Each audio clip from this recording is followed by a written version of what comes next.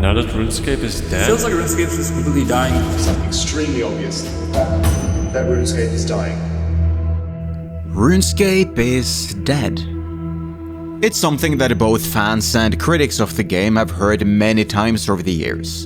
And yet, as we stand in Old School's Platinum Age and watch as Jagex makes significant changes for the health of its modern equivalent, it's hard to think this was ever the case. But it's these very brushes with death that set us on the path we see today. The Golden Age came to a screeching halt in December 2007 with the removal of the wilderness and free trade, a nuclear option to combat a rampant botting problem. This solution took out more than the bad actors, however, as the player base bled 19% within a month. To stem the tide, Jagex pivoted to more friendly interaction, with training methods shifting from competition to collaboration, offering new minigames for active players and laid-back training options for everyone else. But as numbers continued to drop, there was one piece of feedback they heard again and again. Man, this combat sucks. I quit. The answer's obvious, right? That's what Jagex thought as well, before embarking on a journey that would result in an even greater existential threat to the game. The RuneScape of today is the culmination of the blood, sweat and tears of a turbulent decade. It is a phoenix rising from the ashes of its most important update of all time, from the flames of its greatest disaster.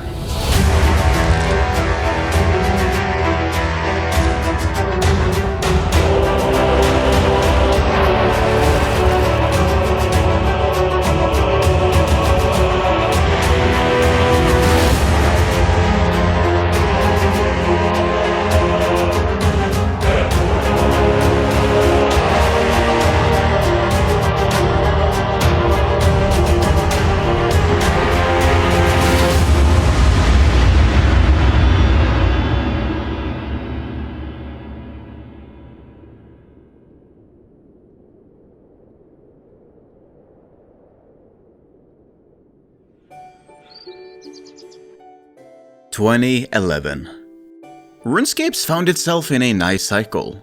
Regular updates several times a month, with new minigames and quests for players to keep sinking their teeth into. The reception is positive, but for some reason, the game is slowly losing players. The cause isn't immediately evident, so to suss out the problem, Jagex's researchers send out leaving surveys to the departing players to find the root cause of the problem. And it doesn't take too long to pin it down. The number one reason players are quitting is because the combat is too boring. And what's worse is that it's contagious. The number two reason is that people's friends are quitting. It's a deadly domino effect that's starting to catch people who were fine with the combat system but had friends who weren't. So what was the problem with the combat? Well, it was a basic system coded up in the simpler times of 2004, and one that hadn't really been changed much since then. It was a system based around a rudimentary combat triangle that hadn't been properly balanced. Finding the best weapon in combat was guesswork based on what probably hit the most. Armor had hit a stat ceiling, and the combat itself involved you just clicking once on an enemy and sitting back as the game rolled random numbers in what was just a few steps removed from turn-based combat. Sure, you could jazz it up by having to click on prayers and potions as well, but it still wasn't very engaging. It made sense in the early 2000s, as anything too complicated would be a burden on people's weak computers and slow internet speeds. But in the early 2010s, the system was clearly outdated compared to all of its contemporary games, with the most obvious example being World of Warcraft. WoW had always been RuneScape's biggest rival. Of all the MMOs of the era, it was these two that had the Xbox versus PlayStation-esque war. And now, WoW was putting the wow in WoW with its combat. If it wasn't the top-of-the-line animations impressing you, it was how the multitude of abilities synergized to make fighting enemies feel really fluid and fun.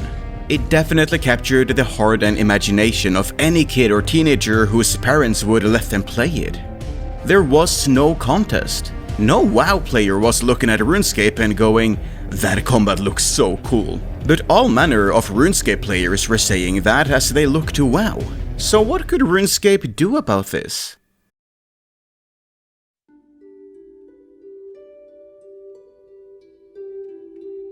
While management were busy wondering what to do, two content developers were spending their downtime between projects to find ways to make combat more exciting.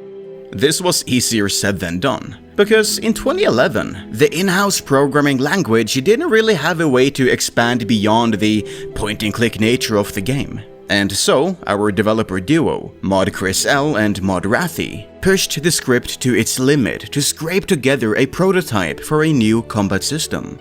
Nothing special, just a proof of concept for adding basic abilities to the game. To the duo, it looked promising, fun and exciting even. And with that in hand, they walked over to the Jagex managers to present them with a new spin on RuneScape combat. You could even call it an evolved form. Of course! Why didn't I think of that? We just need to change the combat system to save the game! Well, it's easy enough to say, we need to change the combat system, but it's a lot harder to say what it should be changed to. A proof of concept is just that, a proof of concept. It's not a statement on how the final thing should work, or what it should even really look like. They needed a proper development plan. Jagex gathered the two prototype developers and an additional dev into the same meeting room and pitched them the idea. Management loved the prototype, and they wanted to see its final form. More abilities, action bars to put them on, and super cool, ultra flashy animations. It was going to be awesome. Over the years, some players have said that RuneScape was just copying World of Warcraft. A lot of players, actually. But no one in Jagex ever used the words World and Warcraft in any of those meetings. There wasn't a single person there who set out to copy what WoW was doing. But that being said, they definitely took inspiration from it. If you're a game developer and not looking to your competitor's success to see what works, you're not doing enough research. Now, we've come a long way from Jagex just wanting to fix the combat. Now they were out to blow everyone away. Of course, they couldn't go too overboard with their new system. They still had plenty of players who liked what RuneScape already had, so Jagex needed to get to the heart of the combat, to really expand on what the players liked about it. And they knew exactly what the players liked about it.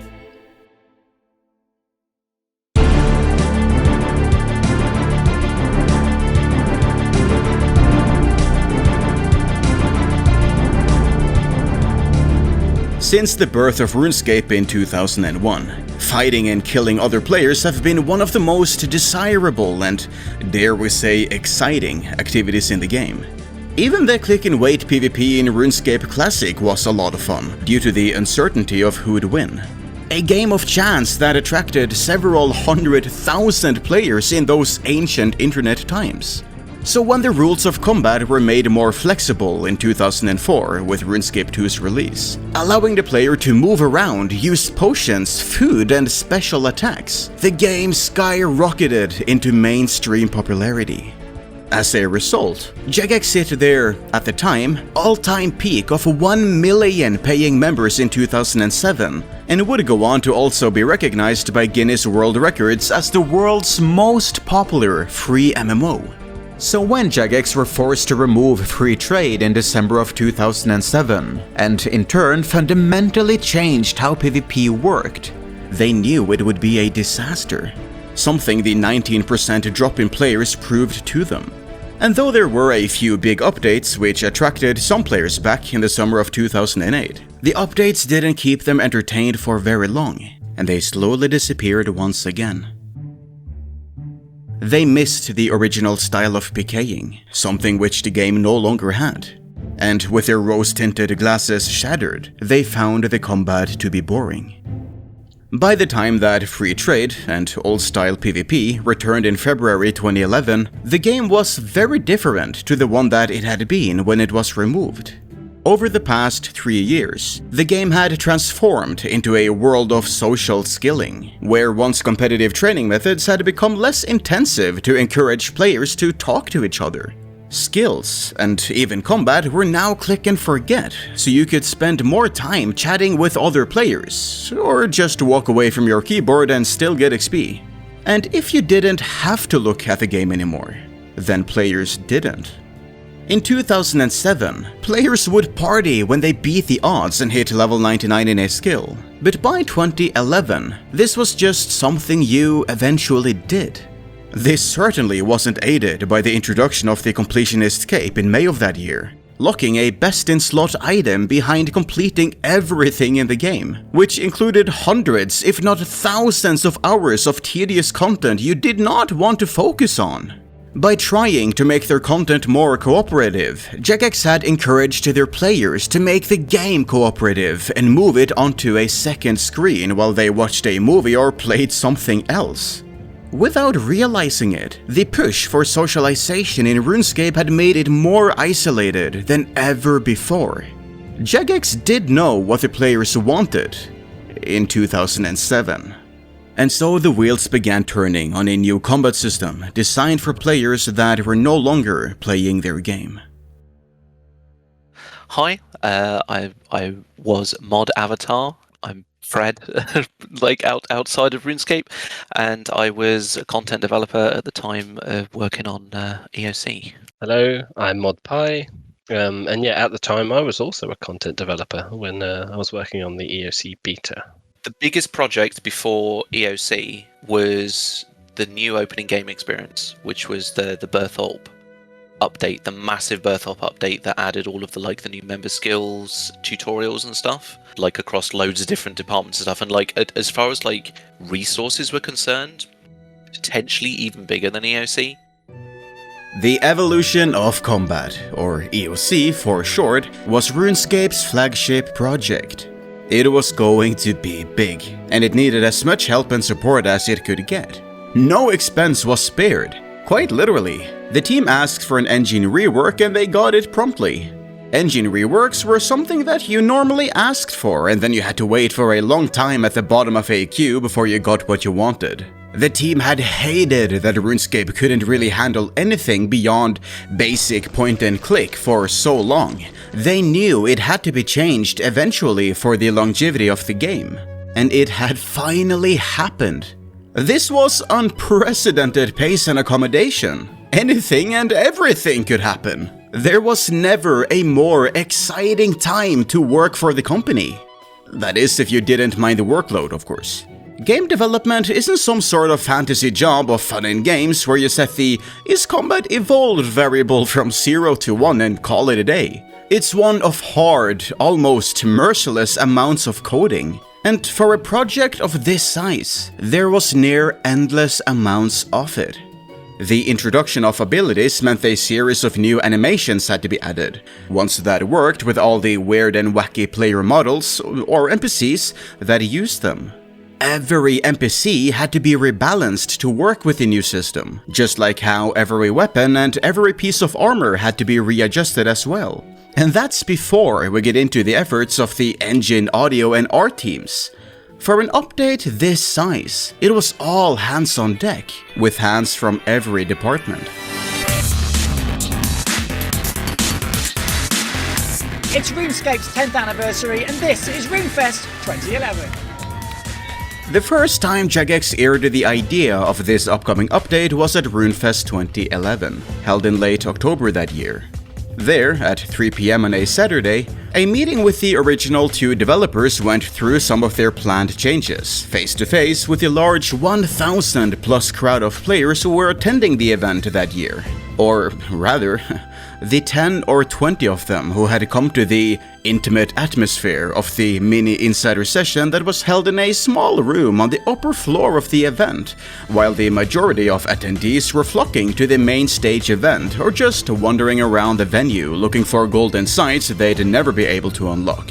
That's not to say EOC wasn't on the main stage, however, because while our dev duo were going over the real meat of the update, talking about rebalancing the combat triangle, adding life points to armor, having abilities and a hotbar, Mark was selling an entirely different angle of the update on the event's biggest stage. So this is a massive graphical rework that we've currently got planned involving the player kit. We really want to give the idea to the player that their equipment is growing, their equipment's getting bigger and more powerful, and therefore more defensive. It's a little odd sometimes. Given the scale of the update, you'd have thought the most important stuff would have gone to the main stage and the side details would have been in the small room, and that's how the attendees felt as well. One person attending the session said that they didn't realize the combat system was facing a complete overhaul. They thought this would just be a series of small fixes and improvements, additional patch notes alongside a different update. The dozen or so people who had been the first to hear the true murmurs of EOC were die-hard combat fans who had prioritized this meeting over all other things going on at RuneFest at the time, which should have been a positive thing since it's the die-hard fans who know the combat system the best and can provide the most detailed feedback on their proposals. But how could they give good feedback if they didn't even understand what they had been told? Nonetheless, the initial feedback seemed positive. A PKer at the mini insider session was excited for the proposed armor stat changes, which would shake up the meta from the usual cheap and/or overpowered options that everyone felt forced to use in the modern scene. And that's the reaction that Jagex had been hoping for. After all, Jagex knew what the players wanted, right? It was nice to have that confirmed. Fueled by this early support, it was full steam ahead for the developers. But it's not like this mini insider session was a secret. The attendance was small, but it was still a public event, not some sort of NDA affair. So it didn't take long for the information to hit the RuneScape forums, with the details of the session being readily available that very same evening. Admittedly, the only people who bothered to read it at this point were the combat enthusiasts who hadn't been able to attend the event. But even then, the medium it was conveyed in made a huge difference. People react differently to a list of information than a casual conversation with the developers about it. And when faced with the details in full, these players weren't as positive about it. They were skeptical. A massive change to one of the core systems of RuneScape felt intrusive. After all, players were playing RuneScape because they liked RuneScape. A huge update that drastically redesigns the game? Well, you've all heard the one about the ship of Theseus. Would the game still be RuneScape? But built up by the positive feedback from RuneFest, attempts to build hype around the update began. The team put their minds together to think of ideas to get the players hyped, and came up with a few. One such idea was to fake a leak. On 4th of May 2012, the team purposely uploaded some of the upcoming abilities onto their own official wiki, leaving them up for just long enough for the player-made wiki to snap them up and preserve them, and burning all traces of them on the official wiki as soon as they had. Not long after that, Jagex revealed that a massive update was on the horizon for RuneScape, and not even a week later, on the 11th of May, Mark properly announced the upcoming evolution of combat for the very first time.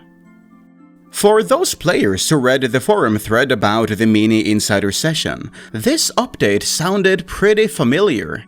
And so the now 7-month-old thread resurfaced, attracting the attention of interested players on both forums and YouTube. What was drawn to my attention by someone a few days ago was this post in the forums, which is basically just summarising everything that was said at RuneFest.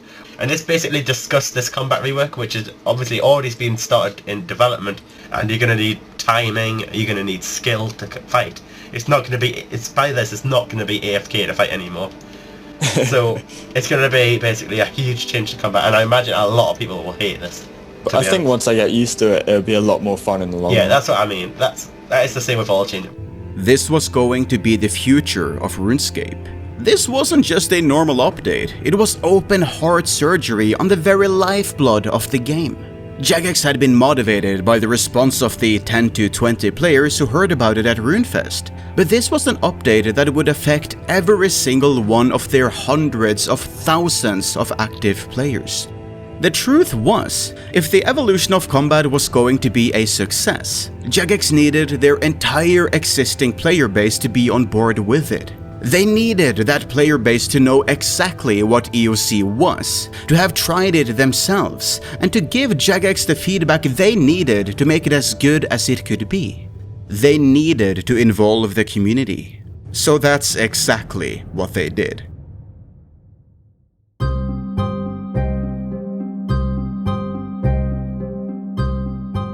When you're revealing something big and exciting to the world, you need a grandiose announcement to match it. So Jagex presented the CEO front and center with Mod MMG talking about the next step for the game.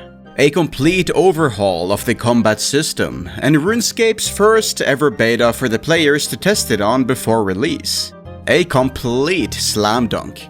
Or at least it should have been, but there were a few problems here. After all, RuneScape already had a beta back in late 2003 and early 2004, which players were quick to point out, which made the CEO look inexperienced or unqualified in what was one of RuneScape's most important announcements. Players were already skeptical of the concept from the start, so the last thing you wanted was for the person announcing an update that redefines one of the game's most core mechanics to be someone who was out of touch with the game or unaware of its history. Whoops. Admittedly, the 2003 RuneScape 2 beta had been done under entirely different mechanics, whereas this new dedicated beta system had been created entirely just for EOC. So that's probably what MMG was getting at, even if he could have worded it better. All the actuallys aside, however, this was still the first beta the game had seen in nearly a decade. The RuneScape of the modern day was almost unrecognizable to the one of humble beginnings that the last beta had been provided for. No matter which way you looked at it, this was definitely treading new ground. Here's the thing, right? The beta was a realization of the depth and breadth of RuneScape, and knowing full well that this thing is not going to be in a good place if we don't get players to play it. With a game like RuneScape, you've just got so many different things and so many different content that touches everything. The only way it was going to work was if we could get players in. We also can't continue without stressing that this announcement came at quite possibly one of the worst times for the game. Just a month prior, the game had finally introduced microtransactions to the world of Gielinor, which had brought about one of the largest riots in the game since the removal of the wilderness and free trade 5 years prior. Jagex had essentially desecrated RuneScape as far as most players were concerned, and thrown away over a decade of good faith that the company had built up. And now, this same company was going to completely redesign how the core combat system worked. To say skepticism was at an all-time high would be an understatement. Don't get me wrong, most people were excited for the beta, and a lot of them were willing to look past Jagex's mistakes and look to a brighter future with the combat improvements. But at this point, EOC was nothing but text explanations of what that would look like, and some players read between the lines and questioned what this might mean for the future of the game. And to them, one thing was clear. RuneScape would no longer be RuneScape. It was the fear of the unknown that was scaring the players. With Jagex's spotty track record, it was hard to hold out much faith for this being the slam dunk that Jagex was pitching it to the community as. Plus, there were so many consequences that hadn't been adequately addressed, which gave plenty of room to panic over. With no information on how this would affect experience rates, players were concerned that this was the last chance saloon for easy and AFK-able combat training, and rushed to get their 99s before the update. And again, while Jagex hadn't publicly mentioned World of Warcraft as an inspiration for the system, everyone could look at WoW system and RuneScape's proposed system side by side and see that they were just the same picture. And the thing is, The people still playing RuneScape were playing RuneScape instead of WoW because they didn't want to play WoW. And if you did want to play WoW, it already existed! So who was this update even for? So I'm ModPips. Today, I'm Jagex's CEO.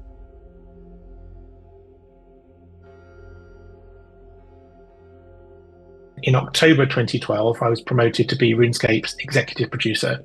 Definitely jumping in the deep end, had to get my head not just around this new role I was doing, this bigger role, but also try and work out what was happening with game releases. Obviously, Evolution of Combat being a huge game release from the Jagex point of view, Evolution of Combat was to try and add new players who weren't currently playing or staying, and obviously to keep and entertain all the current players. I was new to that role and trying to work out what was going on.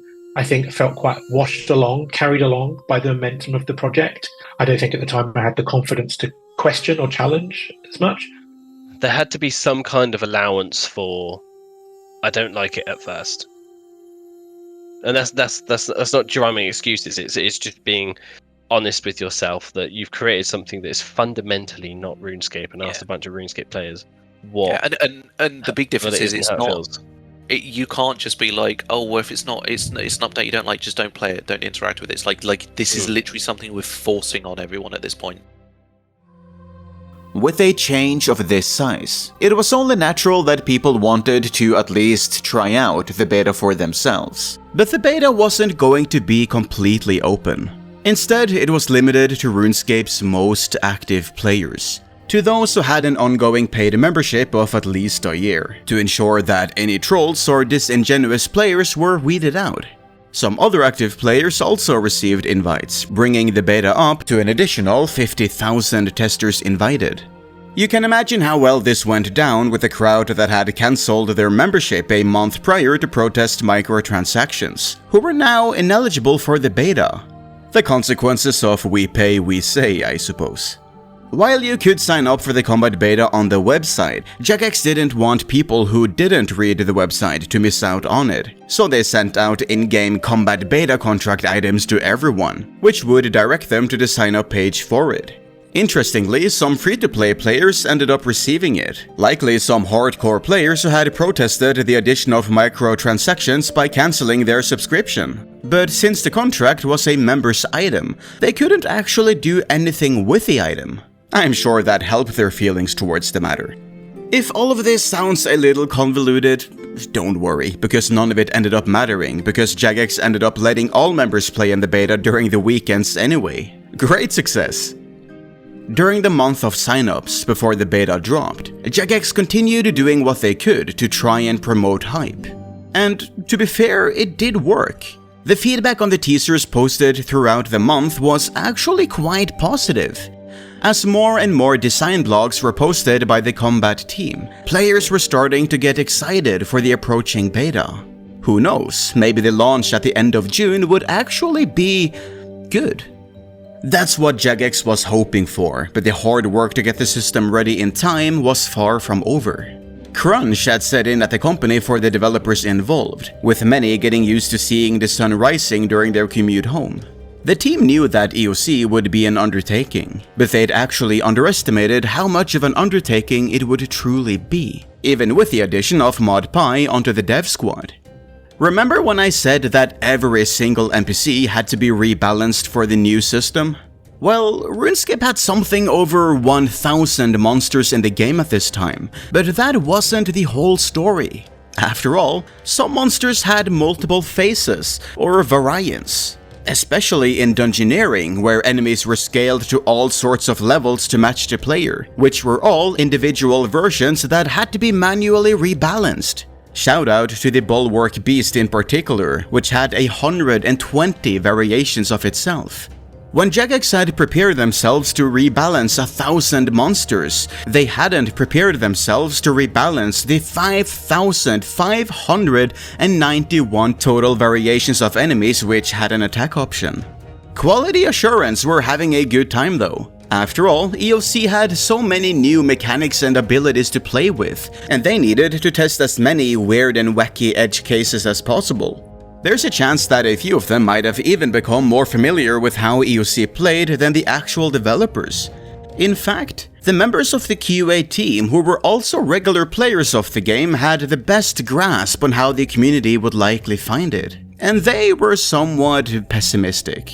That's not to say they thought the system was bad, far from it, but they anticipated that it wouldn't be an overnight hit, and they made it clear in the occasional EOC surveys that they had to fill that most players would take a while to warm up to it, or that further revisions were necessary. But for management, criticism towards new updates was completely normal, both from the players and their own staff. None of the feedback they received at this stage was unexpected when it came to developing an update, so they didn't look into it any further.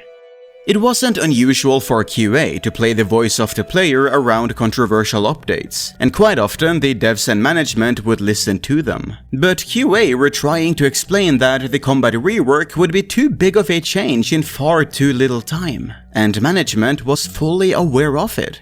They knew the update would be a fundamental change to the game, but they truly believed this system was fun and overall for the better, thinking the players would come around to it once they gave it a shot in the beta. Feedback from both inside the RuneScape team as well as some of the early feedback from players was getting reviewed, but there were a lot of different opinions going around, especially from inside Jagex.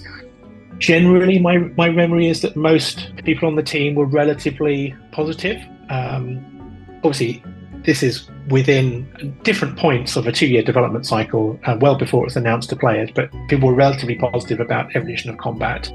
And while Jagex does have a history of hiring avid players, they're still a games company and often hired staff who were experienced but had never touched RuneScape in their lives. So for each member of QA who understood how the system fit into the game, there was another who didn't. Sure, they successfully found and reported bugs, but what about the feel of rebalanced weapons and armor? They had nothing to compare to when it came to seeing what hits were too high and which ones were too low.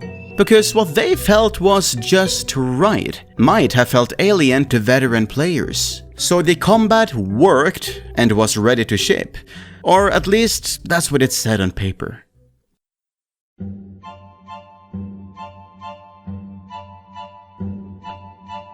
In classic Jagex fashion, the day started with a delay in the release of the beta servers. Jagex claimed this was due to last-minute testing, likely trying to iron out the last few crinkles that they could. But eagle-eyed players picked up on a tweet from Britain's Got Talent winner George Sampson, who was touring the office on the very same day, which inevitably meant that he was the first ever player to beta test the evolution of combat.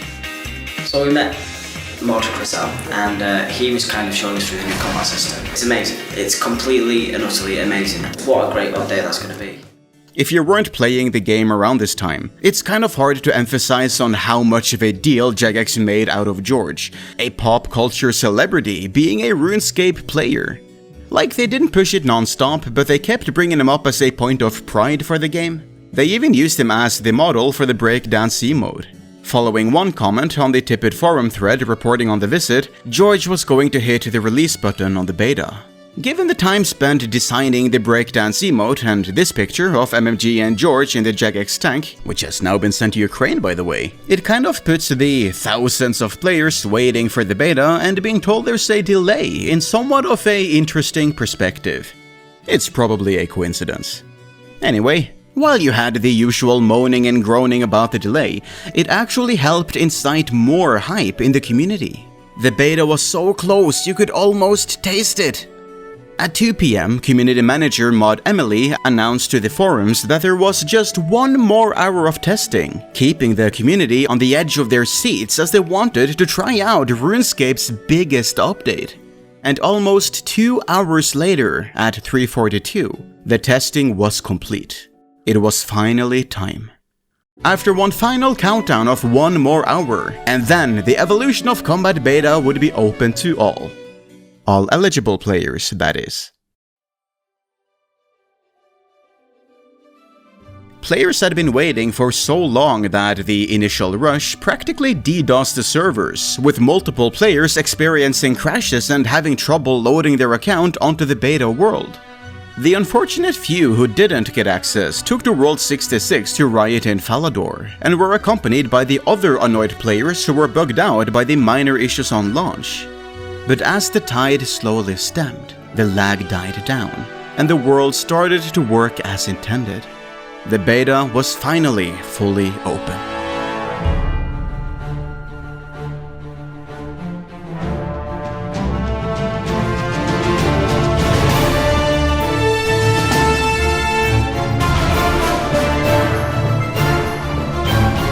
From an outside perspective, things were looking good.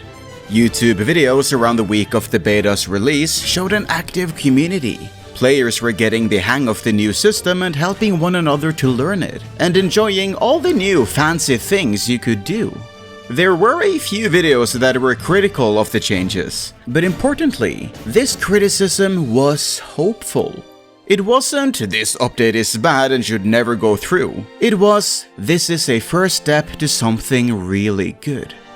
Players may have played RuneScape for RuneScape, but they were excited to see it brought into the modern era. It was a good first day. And a good second day, even if less players were on the beta. A lot less, actually. In fact, most players hopped on, played it once, then went back to the main game, never returning to the beta.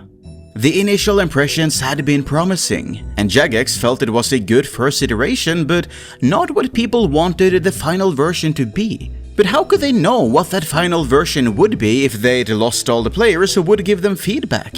And don't get me wrong, this wasn't the whole picture. Sure, if you skimmed the YouTube response, things looked positive. But not everyone was singing their praises.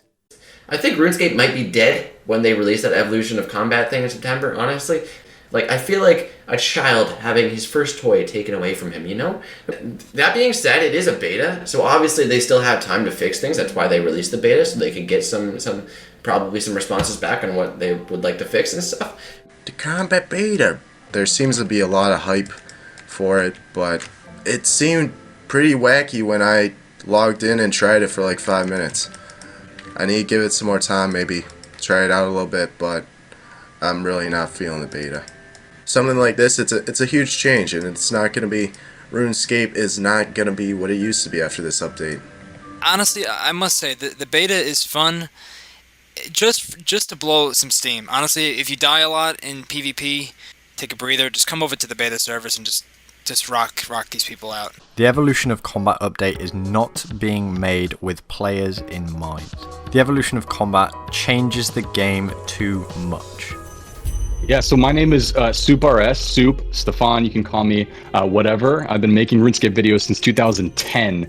Oh man, I remember there was a visceral reaction to the beta when it came out. I still remember the day that it came out, and I got in a call with all my friends and we all hopped on and tried it, and we're just like, what is this? Like, this is so weird. There's abilities, you gotta press your keyboard now to do things, right? It was just very strange. And I think at the time we were just thinking like, this isn't actually like gonna come to the main game. Like they're just testing it out, right? Players' fears had rung true. To many of them, this wasn't RuneScape. If anything, this seemed like an out-of-season April Fool's joke. It was such a shock to the system that it didn't seem real. They honestly believed that if they ignored it, then it would go away. Hundreds of players, some of the people most outraged by the system, the most upset with the way it was, refused to touch the beta again. Keeping silent, they went back to their normal scaping and ignored the developers asking for their thoughts. Most submitted no feedback. Now, that's not to say there was no negative feedback. In present day, the leading argument against Jagex is that the forums were burning down and they simply ignored the fire. Unfortunately, the combat beta forums were never archived, so we can't check this for ourselves. But we can see the posts made to the news announcement threads, where the initial opinions of players flashed their true colors. To make sure I got this right, I manually reviewed 2019 comments from 1,235 unique users across 3 of the largest and most general EOC threads. the beta release thread in June, a milestone post in July, and a Q&A transcript in September. Of all the comments that held an opinion about the update, 49.7% were constructive criticism. Only 17.3% loved it, whereas 33% hated it and wanted the entire thing to disappear. And though Jagex did see this negative response, they weren't quick to take it seriously. I mean, we had the numbers behind it and we were seeing who was using the new combat systems, and because we could track it through like XP gain and stuff on people's accounts and be like, oh, and who's gained combat XP since EOC? And the interaction, you know, the actual uptake of it was far better than the response, the public response would imply. And though it might appear as if playing on the beta longer than average would count as a supportive vote, game data was not the only shield protecting Jagex's development plans. Remember what ModPie mentioned a little earlier? There had to be some kind of allowance for I don't like it at first. ModPie essentially confirms Jagex was expecting knee-jerk reactions. The first warnings of what the EOC would bring were disregarded as people afraid of change, not as a genuine prediction of the future. Lead content designer Mod Mark took this a step further, dismissing the hate as empty threats. In a Q&A in September 2012, 2 months into the beta, Mark compared the backlash to a time when players threatened to quit over changes to a smiley face icon. He didn't see rejection. He saw players expressing concern over not understanding the new system. We were expecting a lot of the standard like backlash stuff is like, oh, like this is different, I don't like it. So we added the Combat Academy and these things, and basically all of the solutions that we went for were to encourage people that were reluctant to interact with the new combat system to interact with it, because like, oh, interact with it, you'll probably like it. For the people that it was meant for, it turned out pretty well. Like the combat focused PvE players. Yeah. I'll make sure to clarify that the combat focused PvE players that ended up like spending time with the system and stuff, like it worked for them for the most part, from like what I can tell and from what the actual numbers were telling us. Those people were reacting to the system well, and it was a good thing. Jagex's internal data reinforced their belief that people hated the beta because they just didn't get it. The alternative to cancel the update was not on the table, not because there was no way back this early in the process, but because Jagex didn't think it was necessary. Even attempts at being heard outside of the forums failed to make any noise. A small percentage of the beta haters decided to show it by bombing Jagex's YouTube uploads with dislikes, but the people in the comments were quick to disregard these by suspecting dislike bots from a few angry players. An explanation that must have made sense from Jagex's perspective, because the majority of feedback they received through the intended channels was feedback to improve it. The dislikes were just a loud minority, right?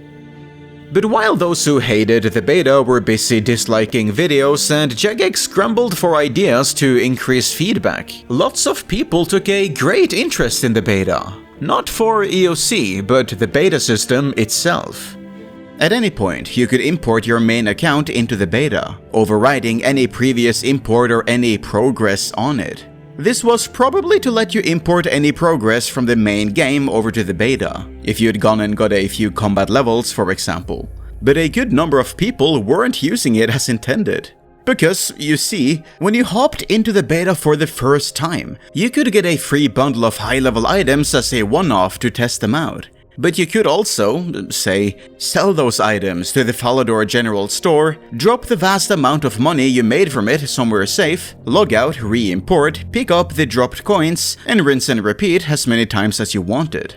Or, if you were lucky enough to have rare items in the main game, you could do the same drop trick to have as many of those as you wanted in the beta, and then sell those off to the players doing the grinding.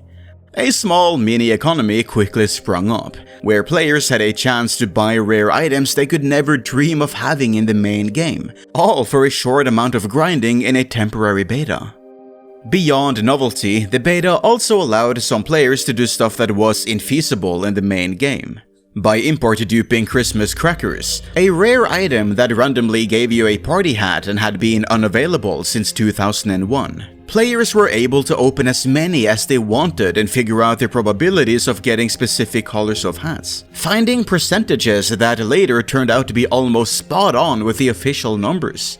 Some weird players even used the beta to fill machinimas. That's me. And overall just used the beta worlds for everything but testing the new combat system.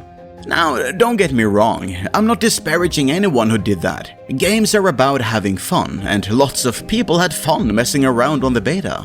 But the problem here is that a lot of people were either disinterested in the new system or genuinely hated it, and Jagex couldn't see it. The players who hated it didn't play the beta, and were thus disregarded as players who hadn't even given the system a proper shot.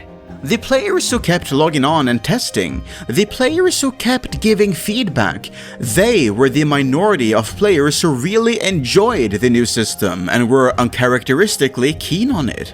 They were the players who were giving all the feedback to Jagex. The beta was meant to run for as long as it needed to until the players were finally happy with the system. But from the very start of the beta, the feedback pool was completely poisoned. With every beta I've ever run, and every iteration you do, you get less and less and less and less players, and you get less and less and less feedback. And because you get less and less feedback, the quality of that feedback isn't necessarily lower because you have more dedicated people. Yeah, it's the people that really want to help you that are people still that playing really want to help you. But good. are they actually representative of the people playing the game at that point? It tended to be more the people that thought more like game designers that would stick around. When the dedicated RuneScape players in the QA team had warned management about players not taking to the new system, they'd been right. But this is one of those things that's obvious in hindsight, and absolutely wasn't at the time. After all, the only feedback Jagex was getting was that the system looked good, that Jagex were on the right track. So the team had no choice but to double down on what they had. It was what the players wanted, right? The beta quickly devolved into players just catching the balancing issues that the less RuneScape-savvy QA members had missed. That was good for Jagex, because they managed to catch the issues before they went into the main game, but they were still blissfully unaware that they were building a system that most of their players didn't want. And every day, less and less players returned to the beta, and the chance for Jagex to know what to change grew slimmer and slimmer. The feedback had essentially dried up. At the time, it was quite easily explained, which is that no player wants to have XP waste. So this sort of no XP waste idea seemed to explain why there was a reluctance for players to put serious time into the beta, and also why, because of that, there was less feedback coming through. The beta was really useful for getting specific mechanical feedback. So whether it's the balancing, how certain abilities work or interplayed with each other, it was genuinely very useful to get specific bits of feedback for how to improve things. But in some ways, that also lures you into a slight false sense of security, because those are small problems with relatively straightforward gameplay fixes. What it doesn't show you is the really big feedback that didn't sort of properly penetrate our understanding till quite late. I think with EOC, we were hoping that the skepticism would be proved wrong, and actually the system was okay, and players would come to, if not love it, then at least tolerate it, and with them we would build and improve it over time. This is where we start seeing a divide. For Jagex management, everything is going great. Sure, there's one or two people kicking up a fuss, but the feedback looks good, so it must just be the usual spoilsports who just like to be contrarians. But for the developers, especially the ones who actively play the game, they're starting to realize that this isn't the case. After all, if you actually talk to the average player about the beta, their opinions would be vastly different to what the hyperfans were gushing about in the official feedback. Probably closer to hesitant indifference than active distaste, but still, that's a sour reaction to get for your magnum opus. These were the people Jagex needed feedback from in the official channels. These were the people they needed on the beta. And make no mistake, Jagex certainly tried. They tried to tempt them back with themed weekends. They tried to tempt them with cosmetic rewards. But no matter what they did, it didn't work. Well, if you can't get them back on the beta, why not just put out a blanket survey for feedback and opinions? That sounds like a good idea, but if you think about it for more than 3 seconds, that'd be worthless. If Jagex ran an all-inclusive survey in the main game, they'd be swamped by feedback from players who either hadn't touched the beta or hadn't been back since day one, and couldn't give you anything specific on what to change. Sure, I don't like the beta is feedback, but if the reason is because I just don't like it or because it's different, that's not something that helps the developers move forward. And remember, RuneScape was losing players. They couldn't just not do it.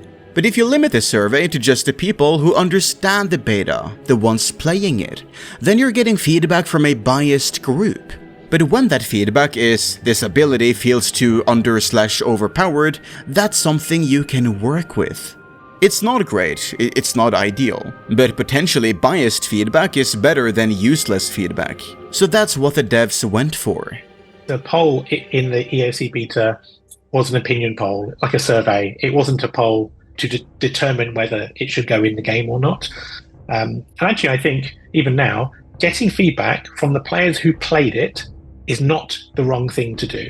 I think I certainly regret putting so much weight and importance on that survey. It should have been one of many bits of feedback and a sense of where the community was, whereas I think in our own minds it gave us that full sense of security and sort of reassured us much more than it should have done.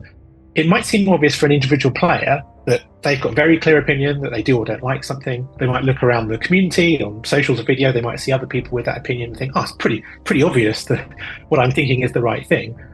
From our perspective inside Jagex, both then and now, we hear lots of different opinions from different clusters of the community, maybe talking on different channels, talking in a different voice. We have different data sources as well. So for us, it's actually a bit harder and often very different from an individual player. We see so many different sides and opinions of the situation where players may not see that so much. As a consequence of this, however, a clear dichotomy was forming between the people still on the beta who liked EOC, or at least had faith in it, and the people who refused to touch it out of principle, and were just waiting for the day that Jagex would announce they were scrapping it. Of course, there were still plenty of people with no strong feelings towards it, if not a majority, but they didn't factor in the growing tension. As Jagex started posting results from their EOC survey, pointing out how 80% of respondents had positive feelings towards it, the fault finders and skeptics on the outside started to raise hell on social media. It was quickly dawning on the maybe if we ignore it it'll go away crowd that ignoring it was not going to make it go away. Jagex kept pressing on with combat updates, so that stage of grief was done for good. What comes after denial again? Anger blossomed as those ardently against EOC felt unheard. Calls of don't do it on the combat feedback forums weren't amounting to much, so once again it was time to meet in World 66 Falador. Several riots broke out over the following weeks, with players capitalizing on any chance they could to make their voices heard. Anytime Jagex uploaded a video to YouTube, it was bombarded with dislikes and inundated with comments that were staunchly anti-EOC. Maybe those dislike bots weren't so much bots and more dislikers. In one of Jagex's final attempts to win the community over, Jagex approached a group of content creators in late October 2012, asking them to release EOC reviews in mid-November. Considering the players trusted them, that might have done something good for the update. But in doing so, Jagex's community management also opened an avenue for feedback about the combat update. Feedback that, for the most part, wasn't very positive. Community management couldn't do much but to pass on their feedback as well, and with both the community and its spokesplayers turning against the update, they were sending the message loud and clear. And Jagex management finally heard them. I definitely remember us all being quite nervous in the few weeks leading up to the launch. One of the bits of feedback, quite recurring and loud bits of feedback from the community then was, oh, you're actually doing this. And some players were still like open-minded, but some of them were like we can tell the community is not really ready for this. Problem was, general outrage wasn't workable feedback. Thanks to Quality Assurance, who said they enjoyed EOC, but thought the players might find such a big change difficult to handle, management were still operating under the assumption that people would warm up to it once it was out, and that the negativity wasn't really to do with the update being bad, but rather it threatening something they'd gotten used to. Kind of like how people protested against the invention of the car when the horse and carriage worked just fine. The developers never stopped iterating though, even if management were operating on blind faith, pushing the update ahead. The developers did everything they could to make the system as good as it could be on launch. As the beta progressed, the problems that had been brought up to them were addressed and fixed. No doubt there were several rabid complainers in the dichotomy that were moaning about parts of the new system that had already been changed in the beta. And in the cesspit of hatred did lie some actionable suggestions. Stuff that the team was willing to work on, even if it meant they had to stick their arm in a hole full of venomous snakes to find them. Jagex still wanted to appease as many players as possible though. Writers are complaining that they don't understand the new system? Great, we can work on that. And ModPie did just that, developing a Combat Academy as an in-game tutorial for how to use the new system. But no amount of Combat Academies or iterations was ever going to save the update. Too many players refused to give it a chance, and too little feedback had been issued at the most crucial time of the beta for them to pivot towards what the players wanted. And hell, the real players Jagex needed feedback from, the ones they needed most on the beta, were the ones who had already quit RuneScape and were no longer here to try it out. The people still left were the ones who liked RuneScape as it was, and the ones who didn't need an EOC. To many, EOC was not RuneScape, and it never would be. And it was only when the beta numbers continued to decline and the riot numbers held steady, with complaints now spreading like wildfire on the official forums, that management started to realize their approach of "don't worry about it, they'll come around eventually" might not have been the right one. We were worried a little bit about whether or not that was too much of a move.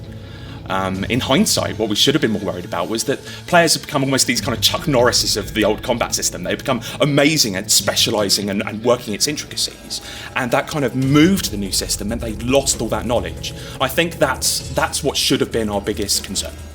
It was the worst of all worlds. The CEO was off to work on company stuff, and had most of his attention dedicated to their hot new game Transformers Universe. Mod Pips was left to make the decisions for himself, and debated with his management team about what to do about their recent discovery. The idea to cancel the update was floated around, but quickly dropped. Not only would that mean they'd have to throw months of hard work and a flagship update down the drain, and set them right back to square one, where people were slowly quitting due to the outdated combat system. But with EOC nearing its release, the other development teams had already been working on the updates for the next 6 months, all using the new combat system. To change direction at this point would be to discard an entire half a year of updates, half a year of quests and bosses designed solely to show off the new system. Half a year of content so ingrained into EOC that it could never be reworked for the old system. To change direction would be to condemn RuneScape to a 6-month dry spell of absolutely zero updates, and to condemn the staff to a ceaseless torrent of abuse from the players, seeing them as lazy while simultaneously having to work harder than they ever had before. This truly would have been a death knell for the game, since regular updates was one of the few incentives that RuneScape still had over its competitors. By foregoing that, and abandoning the new system they were adding, RuneScape would offer nothing but nostalgia. It would mean placing their biggest product in a worse state than it had originally been, and the chance the players might come around to EOC once their concerns had been addressed might have been their only chance of survival. We were quite like locked in to our plans back then. There were months of content built that were ready to be launched in the weeks and months after Evolution of Combat. Even if it wasn't directly combat related, there were still so many changes in the code that these other updates were dependent on the EOC release. We were kind of committed and locked into EOC much earlier than we should have been. We didn't feel there were many other options. And even stopping felt like it brought a load of different problems rather than solutions. It felt like we'd already passed the point of no return. Of course, Jagex could never communicate this to the players. The teens of the early 2010s had no idea how game development worked. Jagex just had to set the isCombat_evolved variable back to 0 and release all the content. Giving the players what they wanted at the cost of no updates would just incite further hatred and riots. EOC was a system built on pond water that did not account for the lake it came from. It was a dream system to a few dedicated players, an unwanted system to many more, and distinctly not RuneScape to a now very vocal selection of the community. If this was any other update, this would have been a fine scenario. Since the RuneScape player base was so wide and varied, it was an impossible task to make content that would appeal to everyone. But for any other update, players could just ignore the content they didn't want to interact with. EOC had to be interacted with, whether you liked it or not. For all the feedback they had received from the dedicated players who stuck with the beta, it still wasn't enough. It would never be enough. The beta could only go on for so long. With each iteration loop, Jagex received diminishing returns. More players would finally stop logging in and offering feedback. Those most opposed to it were never going to log in and offer feedback, no matter how long it ran for. To keep the beta running would simply have been an exercise in delaying the inevitable. If only they had succeeded in retaining the average players earlier in the process and let them shape the foundation of it. If only they had made the beta for testing small chunks of the system piece by piece, instead of converting the entire game all at once and saying, have at it. If only they could turn back time and do it all differently. But there was nothing else they could do at this point, neither Jagex nor the players. And so, on 7th of November 2012, after 4 months in beta, the release date for EOC was announced. 20th of November 2012.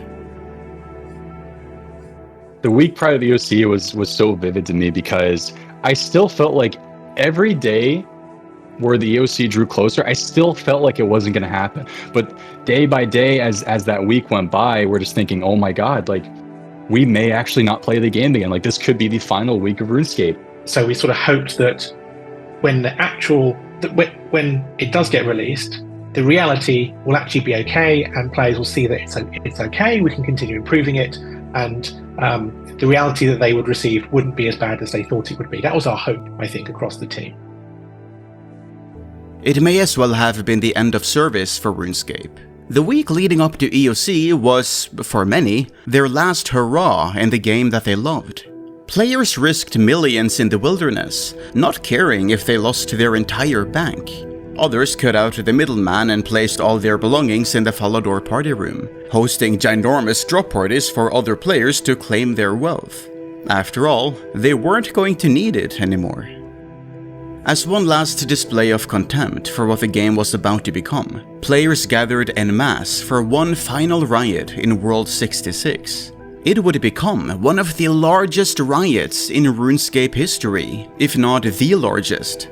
Prayers on their head, effects on their text, cannons on the floor. Every fiber of their being, every cell of their body, every atom of their existence was screaming at Jagex, screaming at them for destroying their beloved game, for taking everything away from them. And they screamed and screamed as the clock ticked towards the end. They screamed and screamed until their lungs gave out and the servers shut down.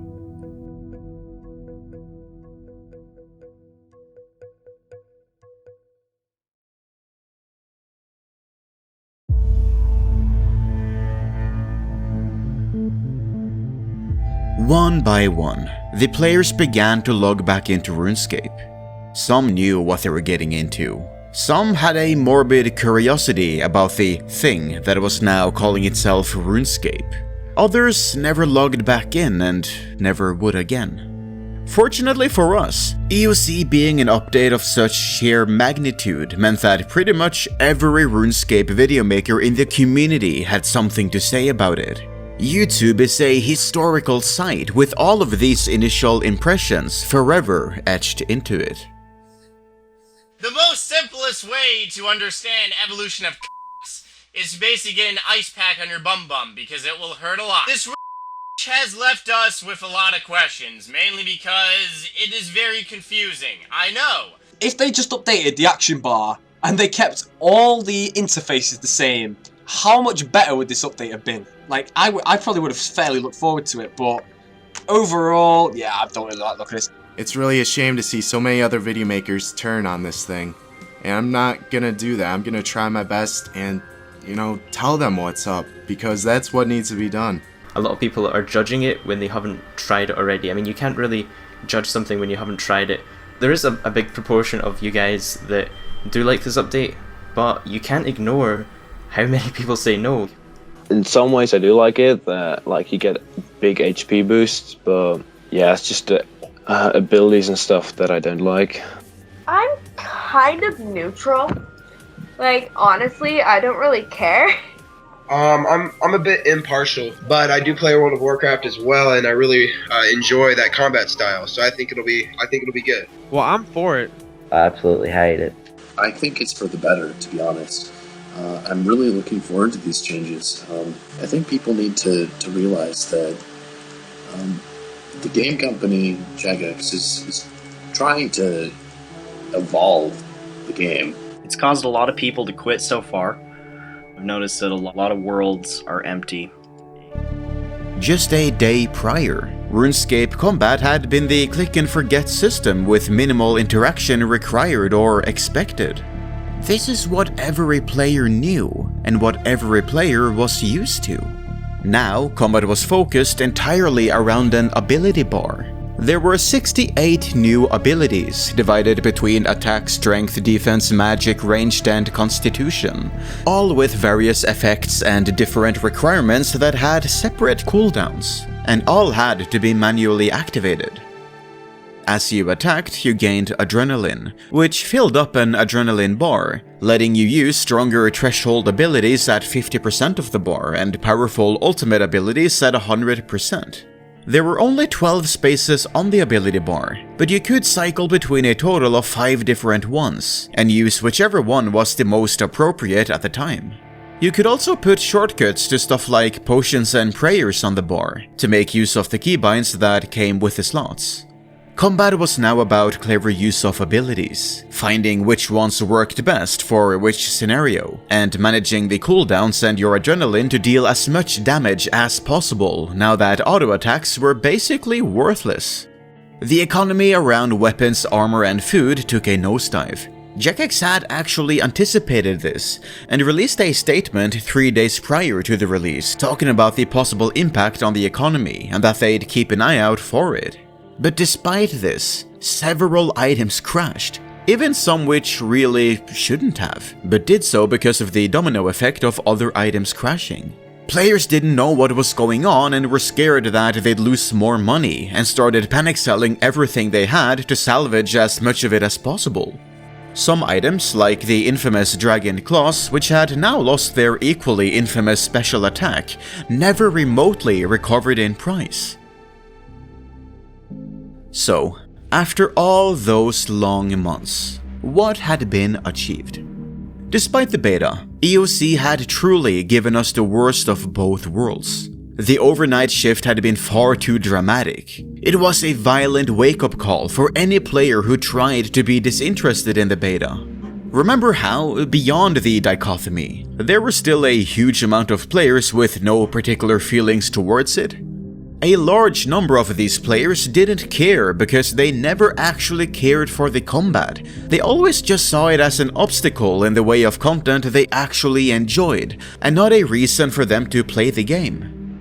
This group was immediately displaced by EOC's first fatality, AFK-able combat.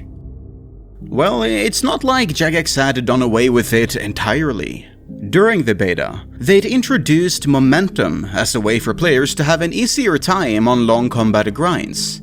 Press a button, your auto attacks now do more damage, and you'll randomly use basic abilities every 20 seconds to boot, until you manually use one and go back to full EOC. But when your beta is about testing the new combat system, no one is going to go and sink tens of hours into the boring mode to see how it really feels. And when you've spent so long working on EOC, any secondary mode introduced in response to feedback isn't going to feel anywhere near as polished, and EOC was already questionably polished to begin with. So this compromise between the old and new combat was a bit like slapping a band-aid on a catastrophic hemorrhage. We did put in momentum, if you remember momentum. No, I didn't use it. I know of it, I never used momentum. No, it's awful. So... The players who had rushed to max their combat skills before EOC released had been absolutely correct to do so. Heck, EOC had even changed how combat experience was calculated, giving you XP drops once an enemy was defeated, rather than giving you small XP drops per successful hit. Immediately killing several training methods that involved hitting enemies that would heal themselves up before you killed them. Jagex had spent months focused on how combat felt to play, imagining exciting boss encounters and raids that would get the players hyped up once they had the combat skills for them. But what about the people who hadn't already got to that point? Even if you were happy to grind away with a relatively weak momentum mode, everything in the game had been rebalanced around EOC. Unbalanced gear and strategies that used to be good for training might now have been nerfed into the ground. How willing would you be to relearn the entire game for what was already a suboptimal playstyle? Even those who were willing to give EOC a shot found it to be too clunky or stiff. A pale imitation of a system that other games had already been implementing better for several years. Dungeoneering fans also received the short end of the stick, as very few of the dozen of level variants of monsters and bosses had been noticed in the beta and fixed. Almost all of them were now far too easy in the new system, and the combat element of the entire skill had gone from being a balanced challenge to a complete joke. The evolution of combat had superseded the removal of the wilderness and free trade as what the community considers to be the worst update in RuneScape's history. Following the introduction of EOC, an even greater mass exodus took place, with quitters sharing the unanimous opinion of combat being unplayable, or the update in general having destroyed RuneScape. It's hard to tell how much of it was down to the update itself being poorly designed or badly coded, and how much of it was due to being a complete mismatch with what the players wanted. Man, I think I logged in and I logged right back out. I mean, I think I had logged in, and I think everybody kind of played around with the abilities. I don't even remember what was really offered to you at the time. But like I said, it just didn't feel like RuneScape. That made me really sad. People blame EOC, but it was a triple-barreled shotgun of MTX, EOC, and the new interface system. If you're coming in already annoyed and frustrated with it, to be like, oh, well, where's the button for this? Where's the interface for this? Why does that not do what it used to do? Like, fuck it, it's EOC's fault. To be fair, RuneScape was this place you came when you came home from your crappy job, when your parents were like complaining at you because your grades were bad. Like EOC was your place you went to escape, and fundamentally that thing had changed at its core with EOC. Like there were so many things that EOC changed and rocked with what the players had got comfortable with, that it was no longer that place that they came back to. It was no longer RuneScape. The beta had been a car crash in slow motion.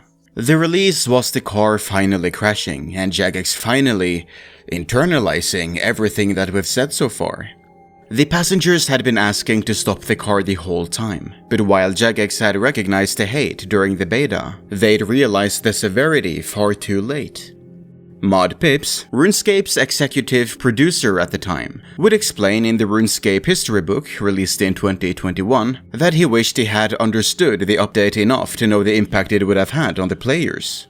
I look back on the EOC era and that launch with really mixed feelings. Because on the one hand, we have messed up quite a lot. We haven't listened properly to players. We were taken up with all these other considerations going around our heads that, in retrospect, just weren't that important. They were just internal Jagex worries rather than things to do with the games and the players. And through EOC, clearly, we alienated a chunk of players and gave them a bad experience, and we would never want to do that.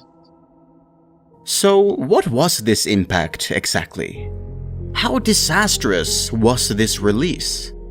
The Wilderness and Free Trade saw a decrease in traffic of about 19%. Remember that number from the start of the video? So that's our point of comparison. There's been no shortage of speculation on the actual number of people who quit due to EOC. YouTube videos trying to track the loss of players through users on the high scores believed the results of the Optimus bot nuke that happened around the same time to actually be the results of players quitting due to EOC, ignoring the fact it'd simply be impossible for several 100,000 players to all quit on the very same day, let alone over a week after the actual combat update. If you look to Reddit, you'll find people throwing around a claim of 80%. That's 4 times as much as the Wilderness and Free Trade. But it's also not entirely accurate. We're gonna talk a little bit more about that later. But first, we need to go over the actual damage caused directly by the evolution of combat. And in this case, you're looking for a number that's quite a bit lower. 25%. Where did I pull that from? The official RuneScape history book, of course.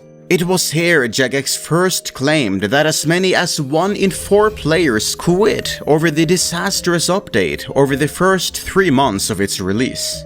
A pretty bold thing to own up to. But Will, I hear you ask, didn't you make a video talking about how that book is basically just a Jagex propaganda tool? And yes, the book is doing its best to frame Jagex in as good a light as possible, but it doesn't really outright lie at any point. It mostly just misquotes people or takes things out of context. But there's no harm in double-checking that figure for ourselves, especially since it's really easy to lie with how you handle statistics. So we're looking at something between 25 and 80% for our figure. A little bit of a range there. Well, we got 19% for the Wilderness and Free Trade Exodus using website stats, so let's use those again here. Using a very special time machine known as the Web Archive, we can look at the player counters between May 2012, the month following the introduction of MTX and the month EOC was announced, and February 2013, which was the month right before... well, let's not get ahead of ourselves. But if you compare the numbers before and after the release date of EOC, you'll find an average drop of 26.6%. Pretty close to what the book said. That being said, this could still be a coincidence. We're looking at random snapshots taken in history. Player count fluctuations could be down to the time of day they're taken at, whether an update was just released, and so on and so on. Okay, let's try financials. Players might act like Jagex deserves to go to prison if they lie to the players, but they'd definitely go to prison if they'd lie to the revenue office. And... great. They don't distinguish between membership and MTX until 2015, so all these numbers are muddied with the revenue streams they added a few months prior. What a time for the game, eh? Well, based on the following years, we know that MTX has been pretty consistent with how much it brings in, contributing around 30% of the revenue for any given year. So I'm going to assume that there wasn't a huge splash in spending around one of RuneScape's most hated updates, and that it balances out to about that for 2012 and 2013. Taking that into account, and removing the MTX numbers as we'll call them, there's a drop of 28.1% through 2011 to 2013. And that's generously assuming that there wasn't a spike in MTX earnings when it was brand new, which there almost certainly was. So 25% from the book, 26.6% from the website, 28.1% from the revenue. I'm happy to say this isn't a coincidence and that 1 in 4 is the right number. However, that immediate drop isn't the whole story, not by a long shot. Though the initial exodus following the EOC was immediate, the bleeding didn't stop there. By the time Jagex released RuneScape 3 in July of 2013, following the average online count, the player base had cratered a further 25%, bringing us to a total drop of 50.9% since the evolution of combat hit the servers. At this point, the players leaving can't be blamed solely on the combat update anymore. This is where the domino effect kicks in. Reasons like friends quitting, clans dissolving, or the general vibe of the game shifting too drastically.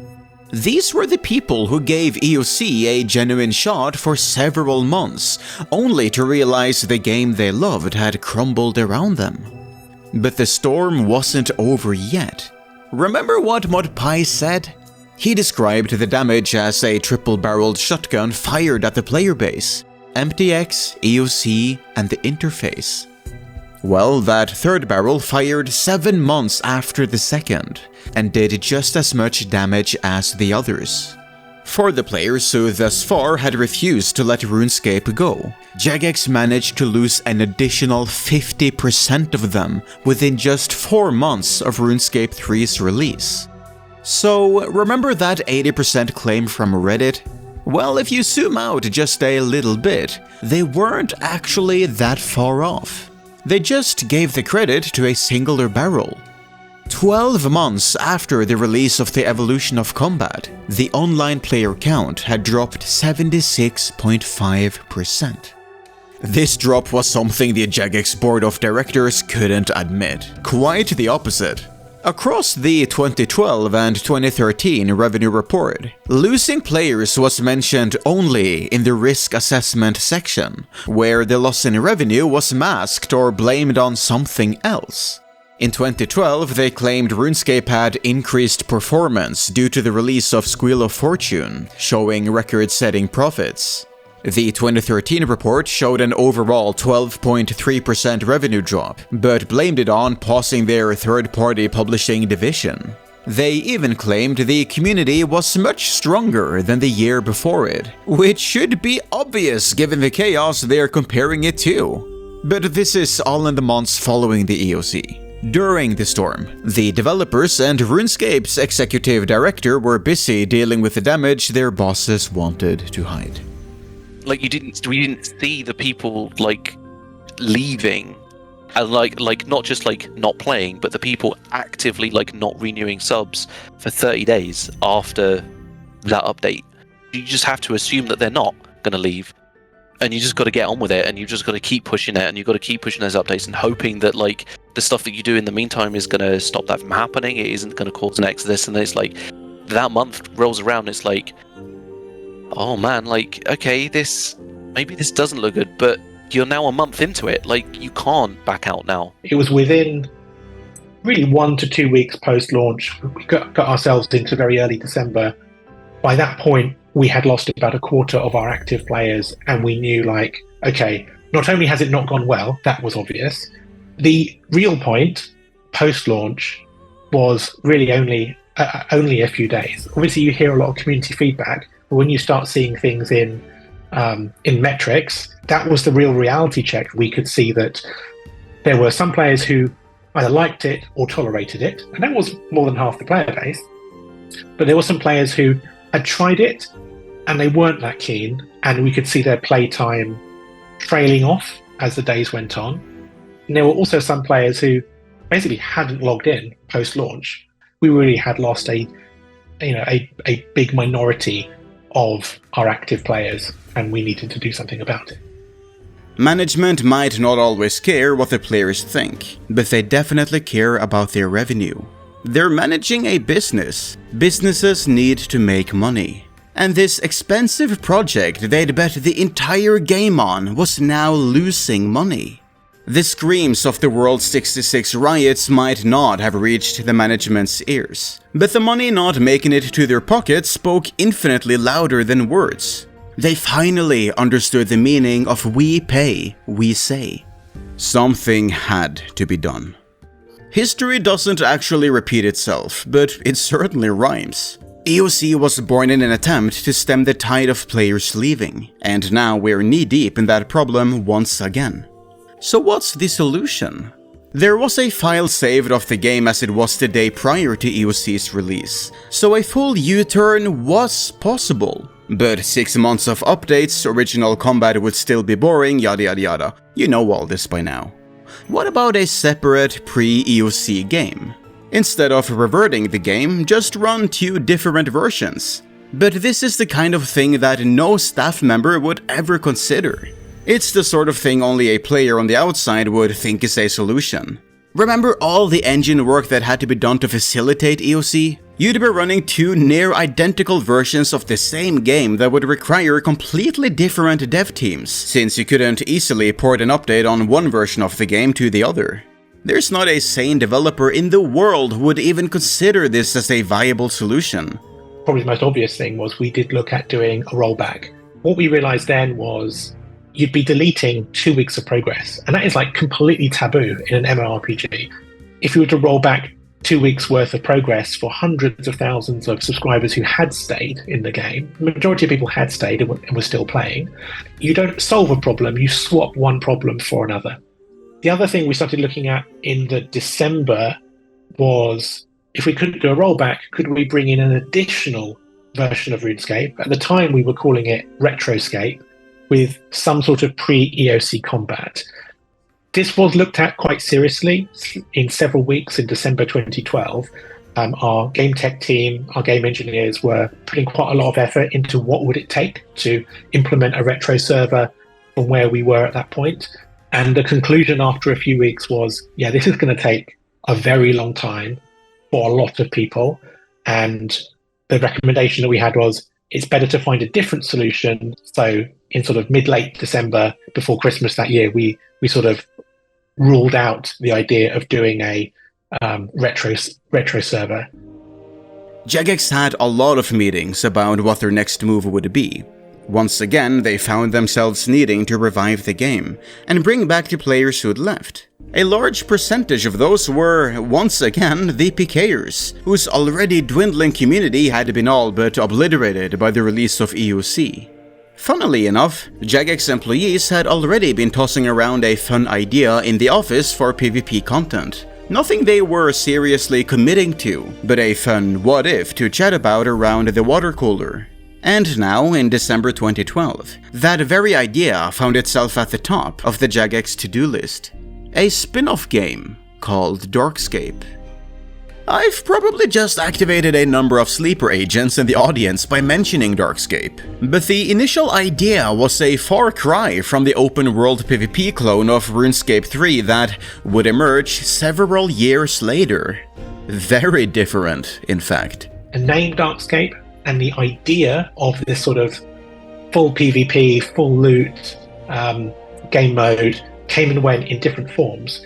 And that had been bounced around inside Jagex for well before my time. Then after the Evolution of Combat release, it kind of came back to the surface. Many of the people who've left are real PvP players. Maybe if we give a PvP specific way of playing, we can encourage them to come back and maybe find a way of falling in love with EOC. Again, naive in retrospect, but it was what we were thinking about through that winter period of 2012.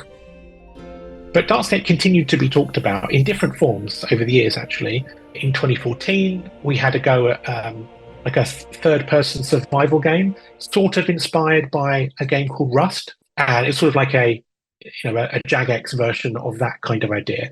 It was using the Unity game engine, which we weren't experts in. Very early in 2015, again, the idea kind of comes back up as a spin-off to RuneScape 3. Anyway, back to late 2012, and back to all the meetings to save the game to give the post-mortem on the car crash. There were no mincing words. This car was totaled. Very few players liked what had happened to the game, but at the same time, it seemed like riding the wave and standing the ground was the best solution. After all, their heavy-handed attempt to save the players lost to their first exodus had carved out an even larger chunk of their flesh in the process. What's to say that it wouldn't happen again?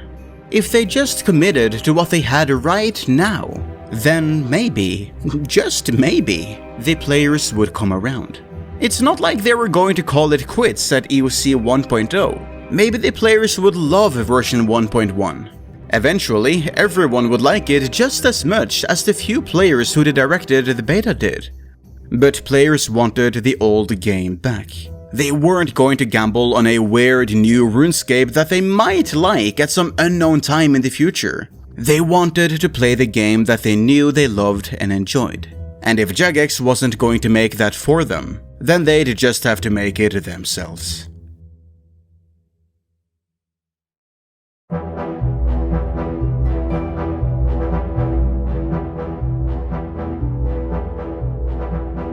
Here, we turn our attention towards the players who were never going to play EOC.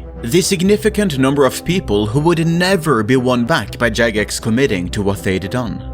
With the new RuneScape dead to them, these players turned towards private servers that hosted old versions of the game, exactly like the one they knew and grew up with. And one server in particular gained a whole lot of attention.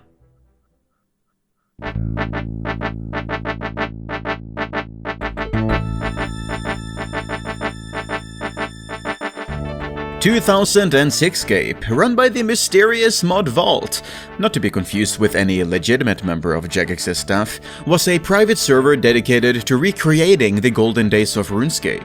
Quite literally, it was a direct copy of the game as it was in 2006, hence the name.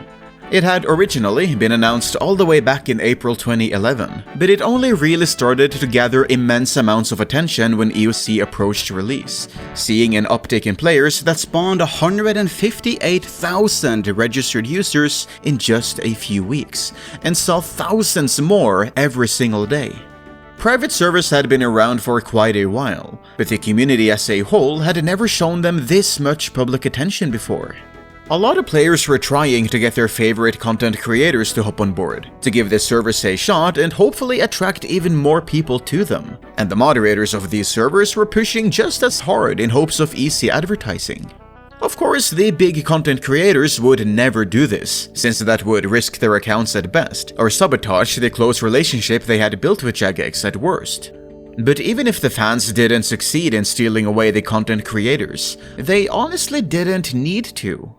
Without even a lick of influencer marketing, 2006scape already had 400,000 players back on the RuneScape that they loved by New Year's Eve. That didn't last long, however, as only a few days later, on the 2nd of January 2013, ModWeth, a member of Jagex's ICU team, made a post to the RuneScape forums wishing a range of names a happy and legal New Year. This was shortly followed by 2006scape's website being replaced by a statement from Mod Vault, saying that the operation was shutting down, effective immediately, due to the legal problems that the server had spawned. Why did you shut it down? Because they were stealing our IP, that's why. What they were doing was illegal. So, at the end of the day, a company has put a huge amount of money and effort into creating this intellectual property, to grow this game, to make the word RuneScape really popular, and said it's not fair that somebody can come along and just steal it. Mod Vault had quickly risen as a savior to the displaced crowds who had been burnt by EOC, and now he disappeared just as quickly, scampering with all the money that hardcore fans had donated to help keep the server running. Needless to say, they never got their money back. Stamping on an anthill doesn't get rid of the ants, however, it just makes them scatter. Each of those players on the site still wanted to play their RuneScape, and they weren't going to stop fighting for it. Being a RuneScape content creator in late 2012 was rough. Any video featuring the evolution of combat, which is to say any video involving combat, found itself disliked to oblivion. Of course, this was just a way for upset players to vent their frustration about the update. It's not like the content creators could actually do anything about it, right? Well, one of the good things about the RuneScape content creator community was that it really was a community. All manner of medium and small-sized creators congregated in private Skype groups. These groups were not immune to the ongoing EOC discussions. After all, even if you were a fan of the new system, it would still be heartbreaking to see the game and the community falling apart around them. Fortunately, content creators had found themselves in Skype groups with JMods when they were asked to promote EOC, and those groups were still around, the people in them still active. The sentiment of all these creators could reach the ears of the people who could actually do something about it. And above all else, one sentiment stood out. Was there really no way to go back to the old system?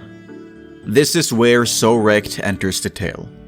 To the community, he was a talented PKer with 32,000 subscribers on YouTube. Crazy numbers for a RuneScape channel back in 2012.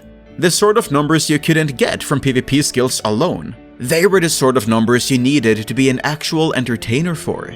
That's why, behind the scenes, SoRect was actually two people. Matt, the face of the channel, and his brother Mike, the creator of it. With Mike recording a spree of live PvP footage, and Matt using his charm to commentate over it, as if he was the one playing, the two had found a winning formula. Hey guys, it's Matt, SoRect here, and you're not going to believe the killing rampage I went on today in the wilderness, in the combat beta servers. Dumpity dump. Couldn't even pull the AGS out. Oh man, guys, look. I cannot believe it. Look at all the zeros. Look at it. Oh my god. Alright, Mr. Titan, since you finally obliged to the fact that I have lots of weapons in my inventory, I guess we will engage now.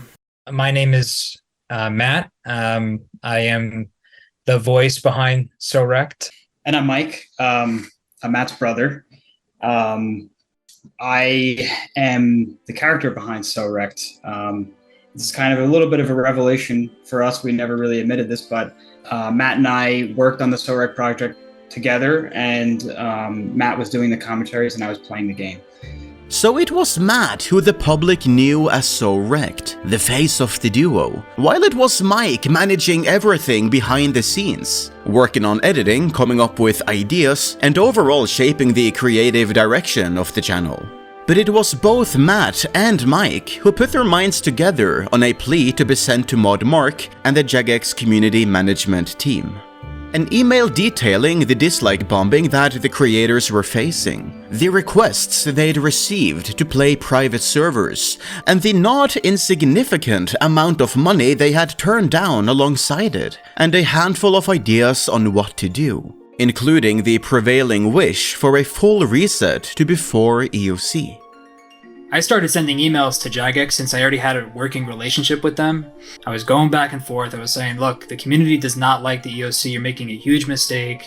It's not going well. And they were just totally ignoring me. Of course, an email wasn't going to be the saving grace in this situation.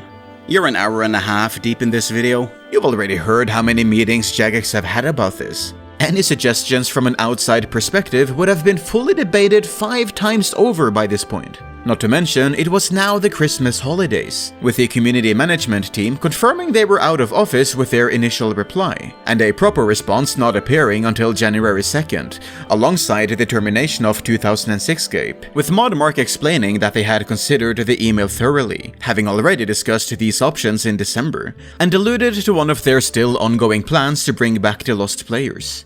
A design document about improving the wilderness for PvP, and no doubt filing the concerns as completed.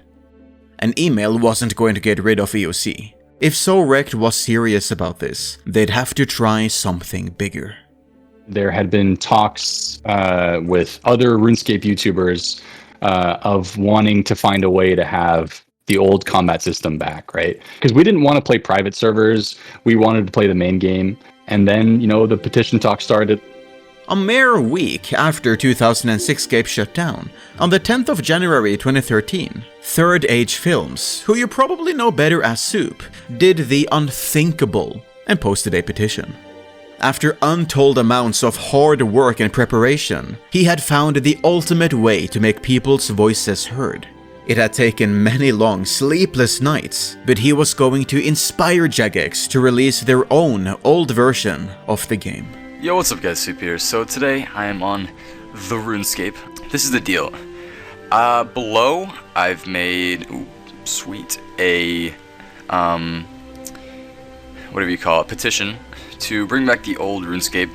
My petition was I literally Googled how to make a petition. I saw change.org and I was like, okay, I'm gonna make a RuneScape petition.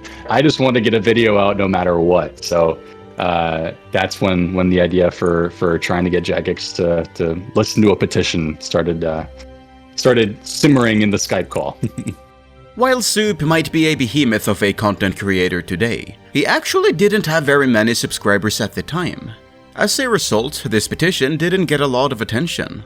Nowhere near the amount it needed to be taken seriously, and that's presuming you'd ever take a player petition seriously. Nonetheless, Sorect was inspired. Soup lacked the numbers to get the eyes he needed, so what about the following that the two brothers commanded?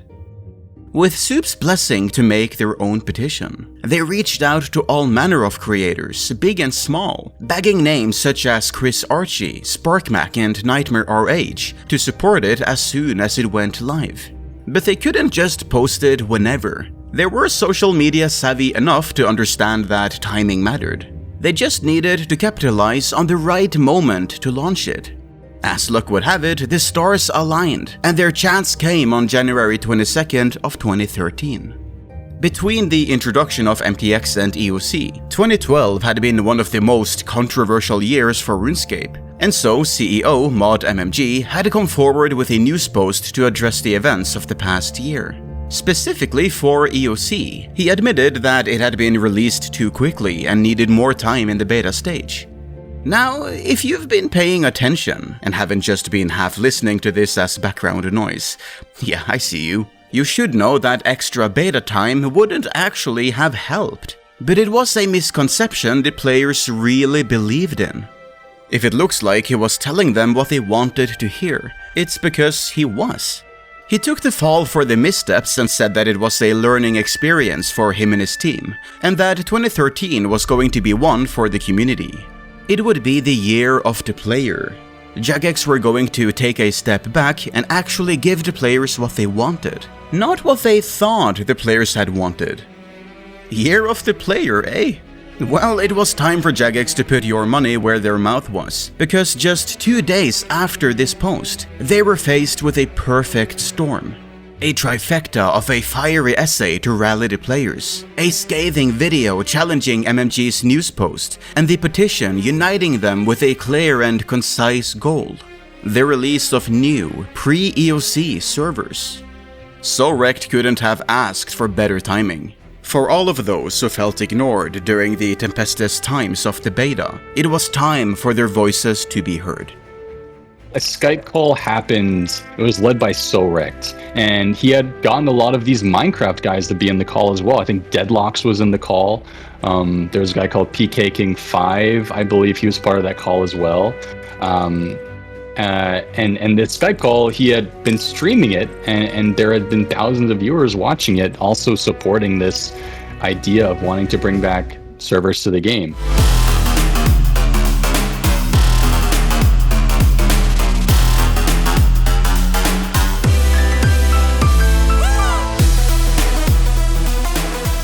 Alright guys, so I'm probably pretty fairly certain that the majority of you have already heard about the petition that is currently going on. There's a petition to bring back old RuneScape PKing servers and stuff like that. So the YouTuber SoRect has started a petition to Jagex, the maker of RuneScape, to introduce old gaming servers to the game. I've linked a petition in the description created by SoRect. SoRect made a petition to get old servers back to the game. There will be a link in the description below to the petition. I think that a lot of the people who quit because of the evolution of combat will come back. 16,000 signatures in 48 hours. 38,000 in 4 days. The petition well and truly blew up, and this was just the start of it. Matt and his all-star cast of supporting creators had not only reached the community, they'd managed to relate to them. EOC had been missing the heart of the player base, and they'd found it here.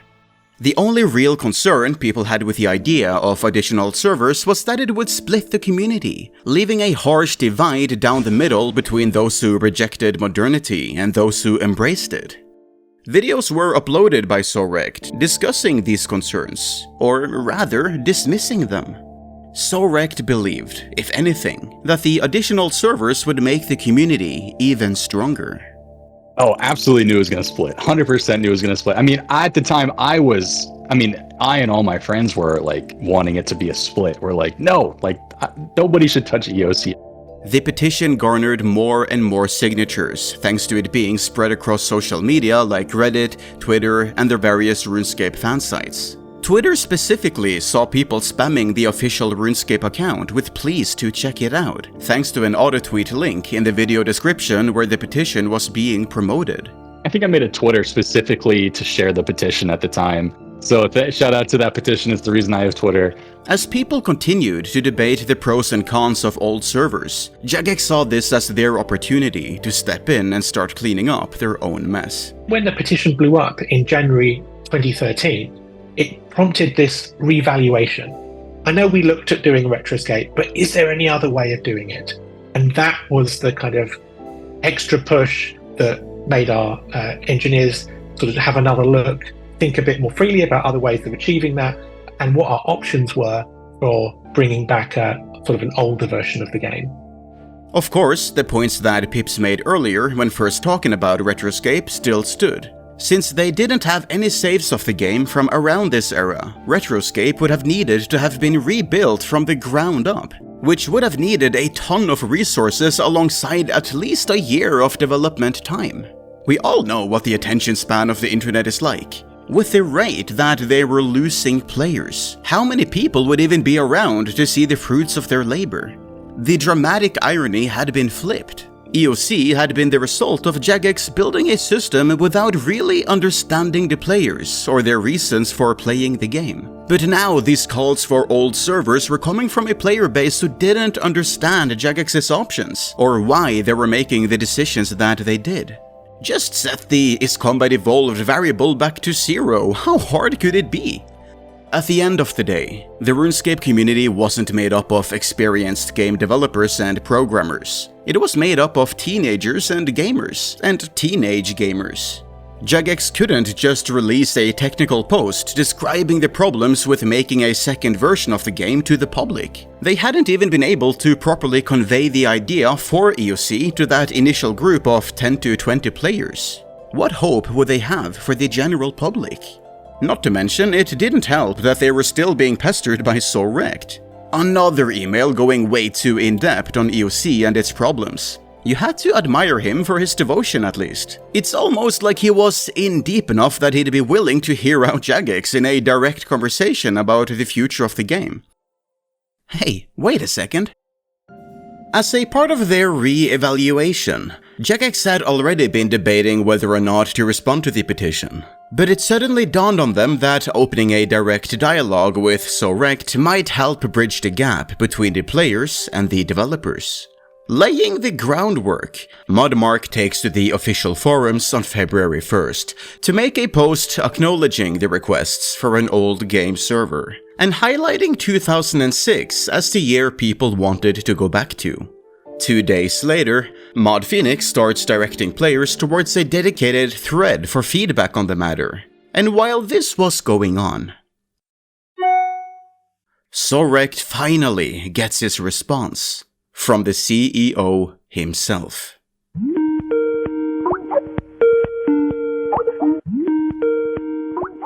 It took a while to get in contact with him to begin with, with Mark Gerhard, MMG. But eventually, Mark did reach out directly and, sent a Skype contact request to me.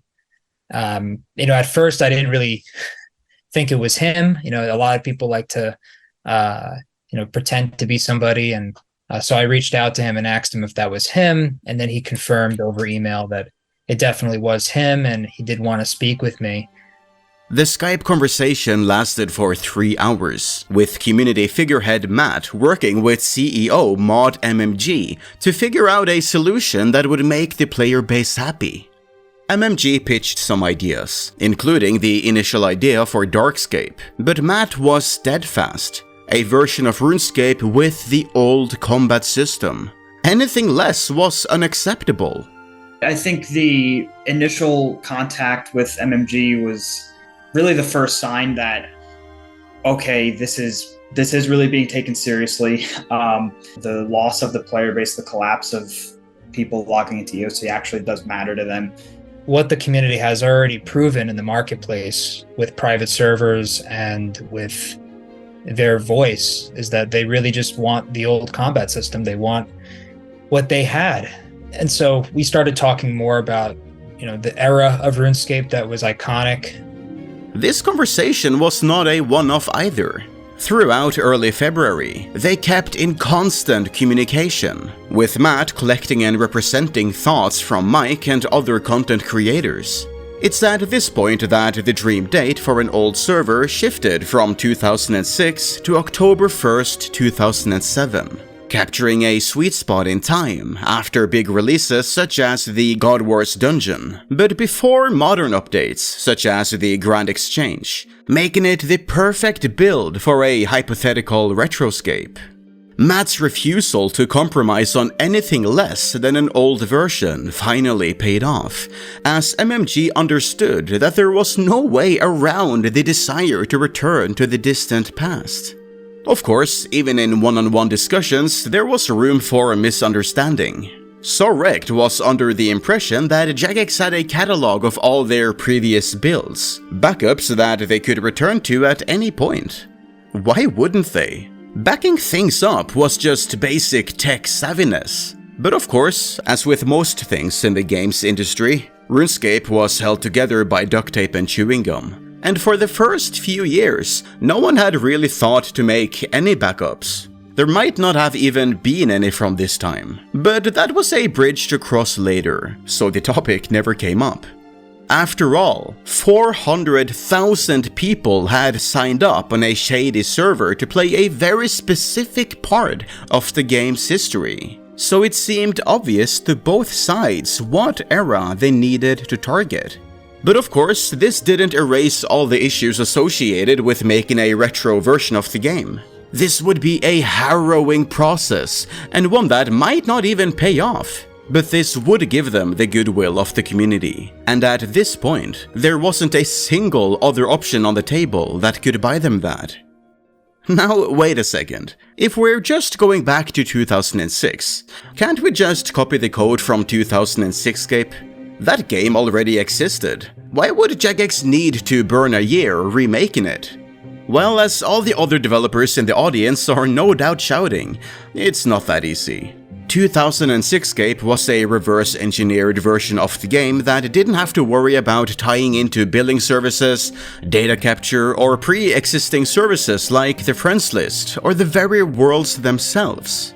Not to mention that all of the code would have to be cross-checked for any hidden surprises, given that it would have been handed to them by some guy that they just shut down for stealing their trademark. If you're going to do all that work to make the backend tools work with a hacky version of the game, you might as well go the extra mile and just recreate it from scratch. But still, a whole year? How long would the goodwill last? Jagex had to be sure they hadn't missed an easy out. ModMMG called upon Mod Philip, the technical director of Jagex at the time, to scour their archives to see if they had something, anything there, an old version they could restore the game to. Mod Philip gave no promises about results, but he did promise to give it a go.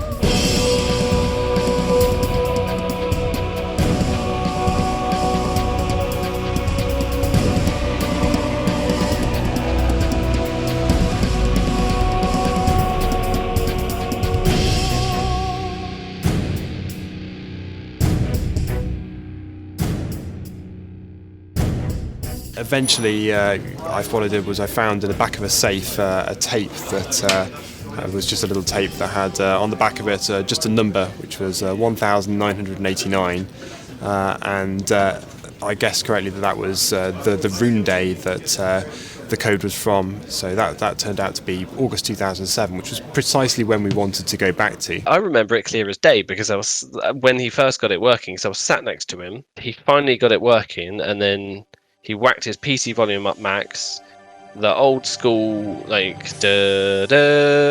came on, and literally tons of people just crowded his desk because we were so happy to just have that nostalgia hit and see it back. So I got an email from Mark Gerhard. He finally responded to my email. After 2 Skype calls, he finally came back and he said, "Oh, I found an old backup on our tape system. It's the old school version of 2007 from August. Do you think the community would like the old school version of 2007 Scape?" And I was like, probably. I'm sure they'll like that. Is that all you got? I mean, do you have what you had 6 months ago?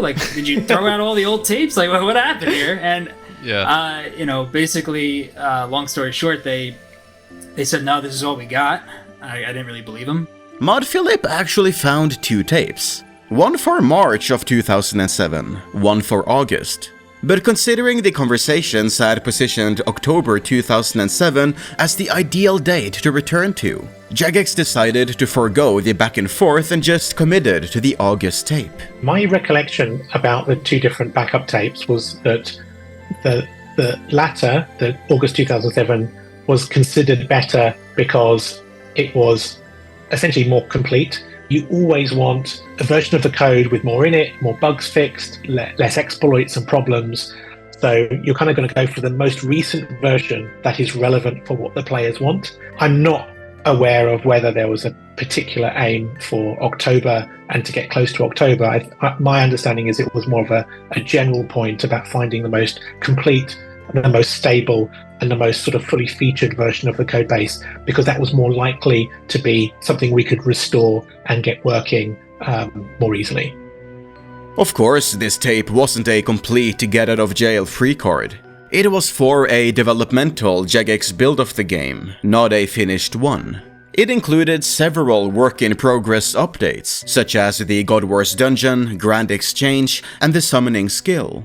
Stripping these half-finished updates out of the build would be an undertaking, and having the build ready for release would be an even greater one. But it was still a much better outcome than having to start over from scratch. With the gears in motion, it was time for the Jagex train to go full speed ahead on course correction. Over the following week, the art team scrambled to put together all the assets they could. A banner was made reusing the art they'd done for the cover of Betrayal at Falador. The website and other relevant teams prepared for an upcoming poll. The working title RetroScape was finally discarded and replaced with a new, catchier title. And as 13th of February 2013 hit, the nuclear winter of EOC's release finally started to abate. The poll for Old School RuneScape was released on the website. Mark wanted my feedback on that. He wanted me to be a direct editor of that post to make sure that it was comprehensive with what the petition originally was and what the game community is looking for. I was very much an advocate to try to make this initial poll on the homepage be for free-to-play members. Really, anybody with a RuneScape account could vote. But there was a disagreement internally there. They wanted to see how many people would be willing to pay for membership, so they made that poll only for paying members. Okay, we're talking to the CEO of Jagex here. We can't be too aggressive because we have this line of communication open. Things like, okay, the poll has to be for paying members only. That was something that we said, okay, yeah, that's fine. Hello, now do I have some good news for you. If you go onto the RuneScape website, you'll see a post in the latest news that says 2007 Old School RuneScape, you vote. Hope everyone's excited. As you can see here, Old School RuneScape is coming back. 2007 Old School RuneScape, you vote. This is real, guys. This is on the RuneScape homepage. Awesome stuff, guys. Forum thread is right here. I'll post that below. And you guys discuss the fuck out of it, alright? And there we go, it says thank you, your vote has been registered, and it's already on to 5.1k now. It's Bomblock here, and if you haven't heard yet, Jagex is bringing back 2007 versions of RuneScape. I can't even start to explain how excited I am about this, because it just brings back everything I've ever known in RuneScape. Sorect's petition had exploded online, and that was just a "please listen to us, Jagex" with no guarantee of an answer. This was an official version, something tangible, Something actually on the RuneScape website, and not being passed around from person to person. Not only did this blow up in the RuneScape community, it entered the general gaming zeitgeist as a whole. Popular video makers like World of Warcraft's Athene, boasting a whole 600,000 subscribers, promoted the poll, despite never having played RuneScape at all. No doubt other MMO players who were unhappy with the way their game was progressing were excited for the prospect of a precedent of old servers. After all, World of Warcraft itself would eventually release their own classic 2006 servers a whole 6 years after this incident. People went as far as to make spam bots to sit in-game and promote the poll as much as possible, begging the active EOC players to band together and vote for the release of new servers for those they had lost. At this point, the results of the poll didn't matter. The massive public discourse said more than the numbers ever would. The echoes of the riot on the 20th of November 2012 had carried their voices long enough to be heard. The screams had reached Jagex. It had been 3 months of hardship, 3 months of despair, and 3 months of unparalleled grief for those who had lost the RuneScape they knew and loved. But it had not been for nothing. The players had finally got what they wanted. 4 milestones could be reached in the poll, with a certain number of votes required to pass to the next level. From the poll opening on February 15th to February 20th, the poll had reached 210,000 signatures and neared its promised milestone of a small dedicated team to develop the new servers.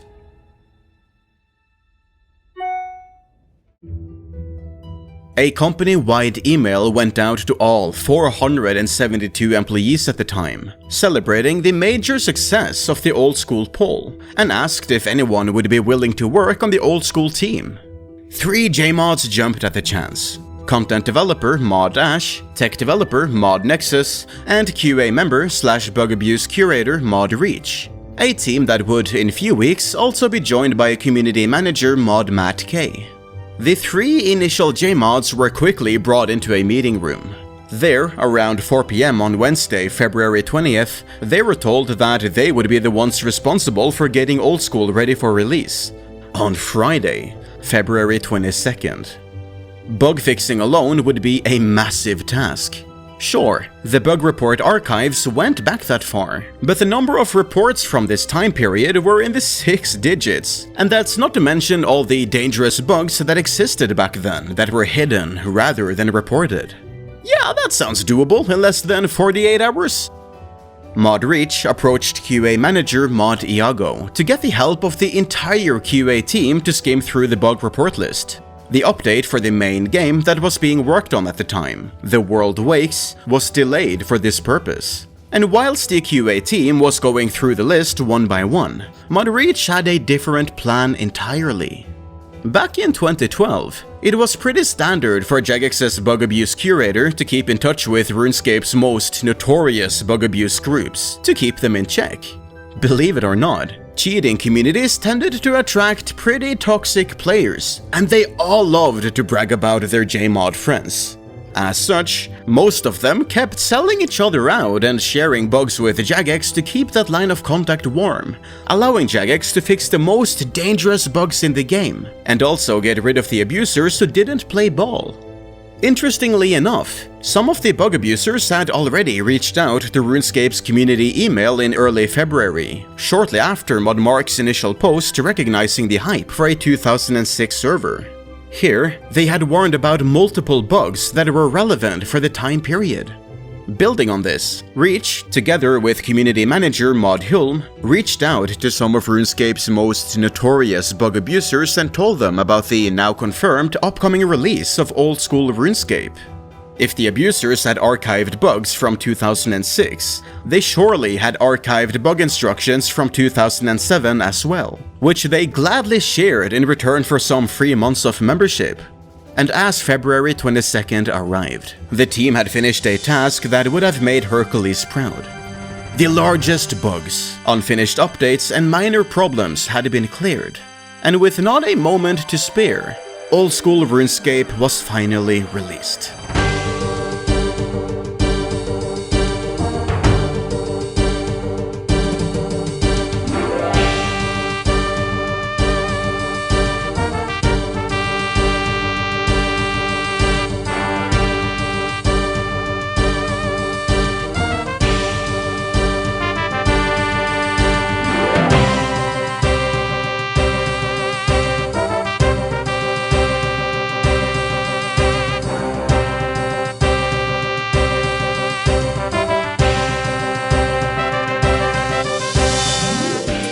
By the time the poll ended, 449,351 players had cast their vote to show support for an old school version of the decade-old game.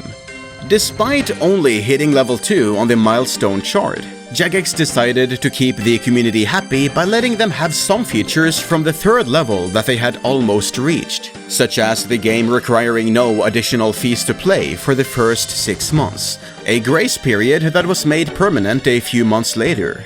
I mean, with how profitable Old School would go on to become in the following years, there was really no need to charge people twice for the game. The initial feeling, logging in for the first time, hearing that music, getting a lot of messages from people, and just seeing Varrock flooded, Lumbridge flooded, all brand new accounts. Felt beyond euphoric because I think no one really believed that it was going to happen until it actually did. And there we have it, the end to an epic adventure.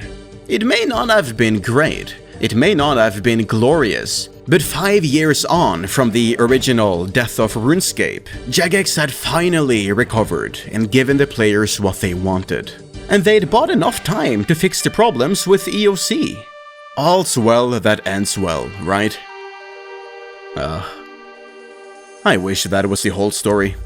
I wish we could wrap this up in a nice little bow and send it off as a tale of a near-fatal business decision and the determination of the players saving the game from destruction. But real life rarely has a happy ending, and this tale is far from over. After all, the road to hell is paved with good intentions.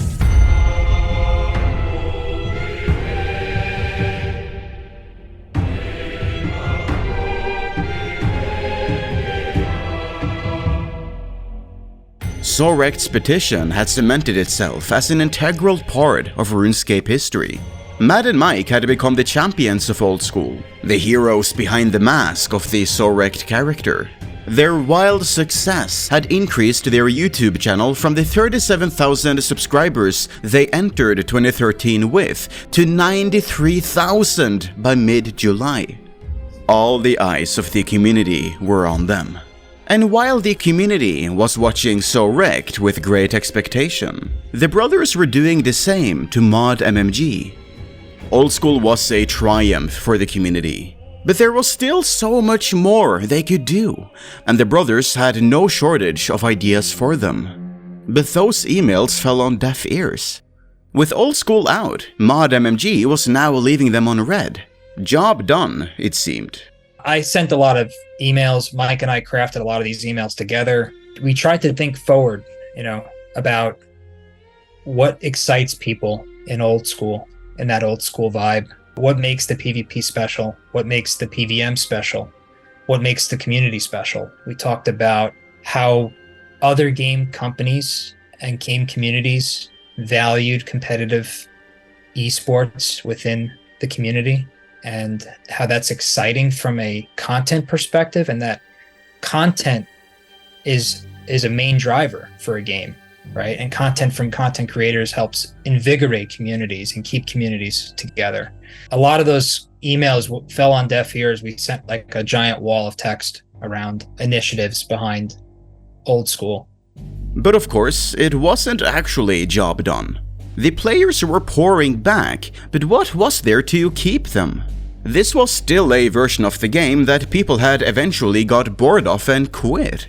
And sure enough, the upward spike U-turned into a freefall as more and more players left each day. and Matt and Mike could do naught but watch as all the players they fought so hard to bring back were once again ignored.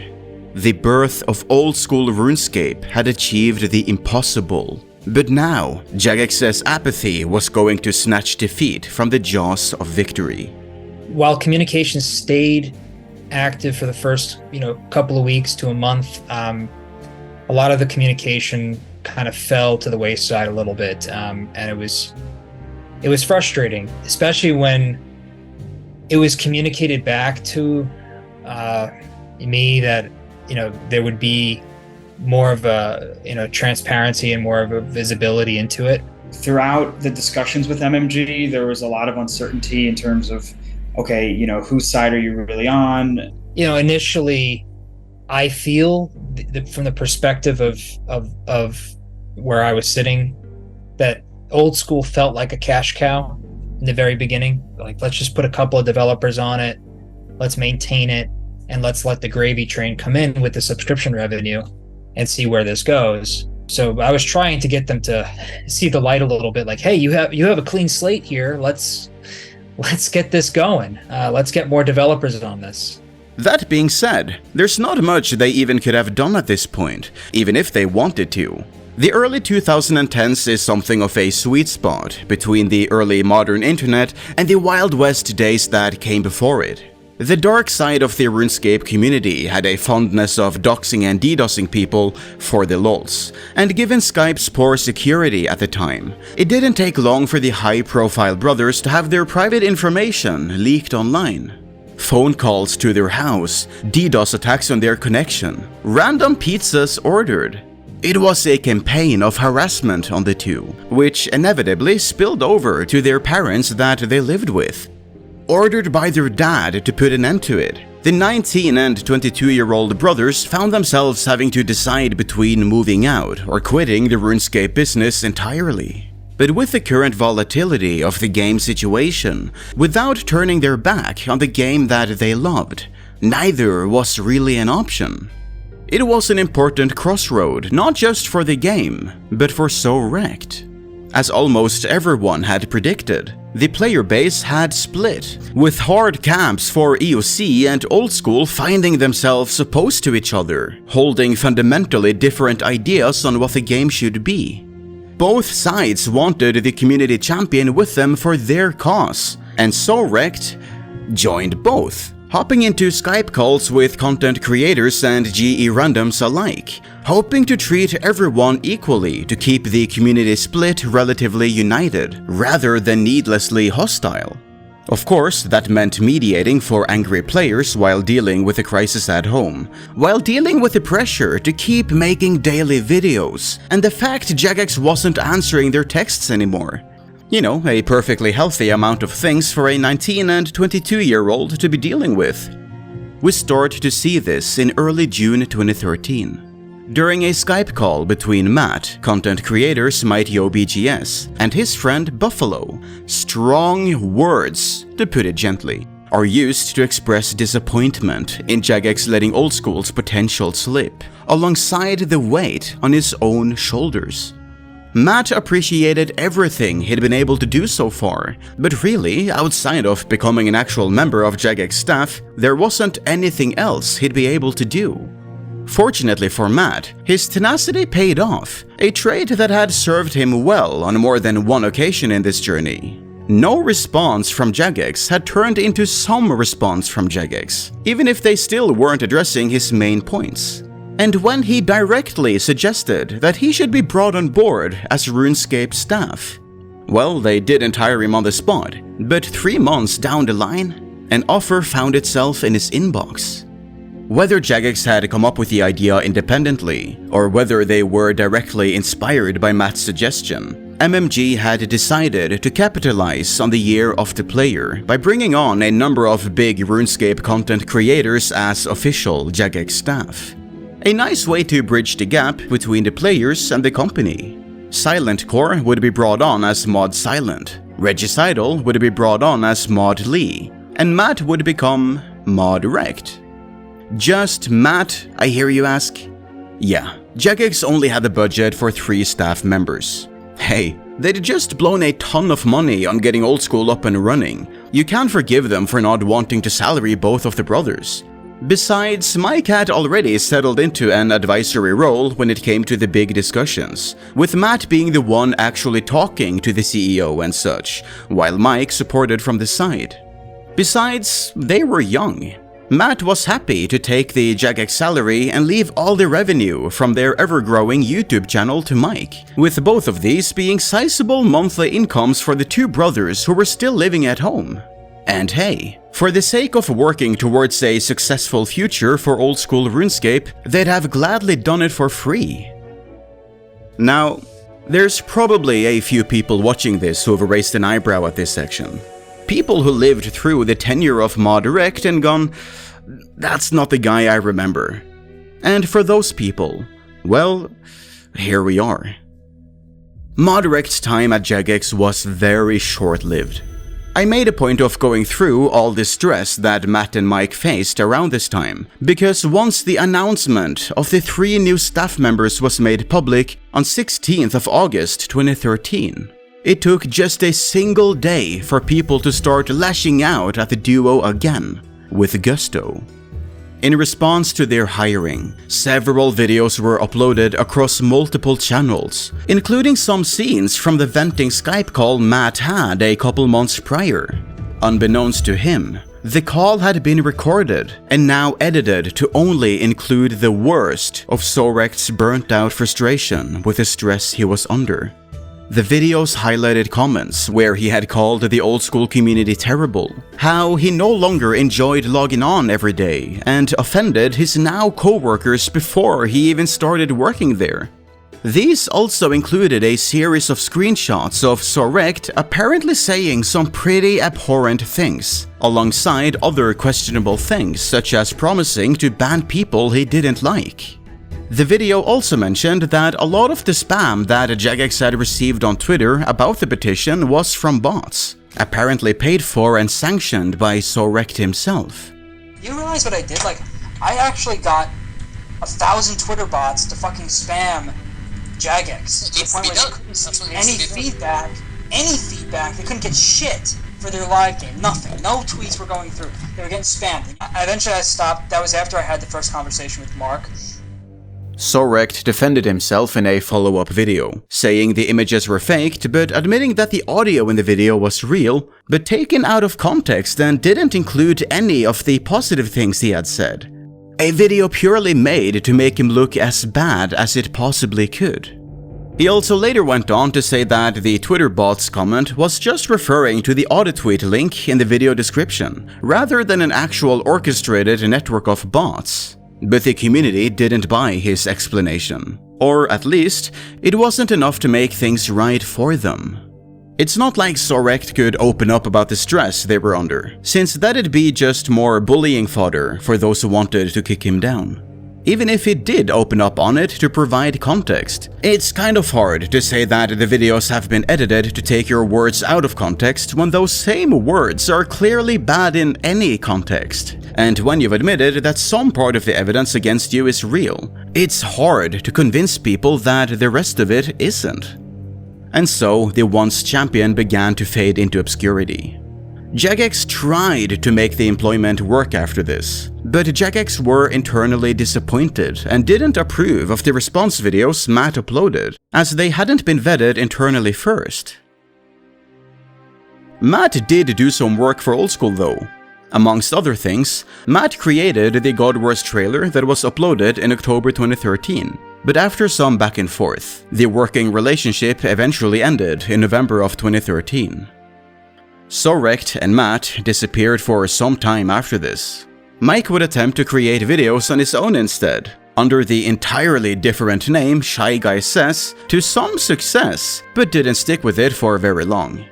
Greetings, my dearest annotation clickers. My name is Mike. For years, especially since Matt and I have started YouTube, I've been immersed in gaming communities, especially the RuneScape community. And with all the script writing, idea floating, and executing, and in some cases even damage control I've personally attended to for Sorect, I've unknowingly developed my own passion and calling for this stuff. The relationship between the brothers was strained after the events of Sorect Exposed. From Mike's point of view, all the hard work he had put in had been thrown away due to a careless conversation from Matt, and it took a few years for the brothers to move past this and reconcile. Following this period, public appearances from Matt have been rather scarce. In 2020, he shared his old school journey in a podcast together with Nine Rain and Jimmy, and gave his side of the story here. Although, in traditional fashion, this return was without Mike by his side. Despite it all, the two brothers wouldn't have done anything differently if they were given the chance again. Although maybe they would have liked a little more diplomatic experience to have helped them with it. And so the community champion fell from grace. It's a bittersweet end to a significant figure in the story, but at least everything else worked out okay, right? Well, it'd be pretty misleading to act like the old school servers were the perfect solution and that all the problems immediately went away. Because while 2013 went on to make £46 million for Jagex, that was only due to their new investment in MTX. In fact, from the player's perspective, the year after the evolution of combat went down in history as a dark age for RuneScape, with a series of updates that felt lacking alongside an ever-declining player base. Beyond the 25% drop in players, Jagex also started to divide their own staff, sending more developers off to work on Transformers Universe, an ultimately doomed MOBA that they had started to work on in 2011 that was an attempt to diversify their income streams and stop them being so reliant on a slowly dying RuneScape. Between this and Darkscape, Jagex sure had an uncanny knack for wasting money on ultimately doomed side projects. Despite the revenue, the additional costs of the year meant they only saw a £300,000 profit compared to the $7 million they brought in a year prior. Despite the buzz and elation around its release, the four-man team behind Old School saw the servers as a novelty that wouldn't survive. The 2007 version of the game didn't solve the initial issue of combat being boring, nor would it receive the consistent updates an MMO like RuneScape needed to survive. As such, they estimated that it would only survive for just 6 months, a prediction that was surprisingly accurate, with nearly 75% of the Old School players leaving by October 2013. In fact, Old School probably would have died completely if it wasn't for the removal of a rule that forbade you playing on multiple accounts at the same time. A move that was coincidentally followed by the introduction of a new type of account, Iron Man, a DIY game mode where you couldn't trade with other players and had to accomplish everything yourself. By encouraging players to pay for memberships on more than one account, they caused a surge in subscriptions that was enough to keep the game afloat, and the renewed interest in Old School has meant that the player base has continued to rise ever since. And hey, the addition of free-to-play, alongside the PvP-centric Deadman mode, certainly didn't hurt either. The game company made the right decisions. It took them a while to make those decisions, and there was so much frustration in the community to get the game going in the right path.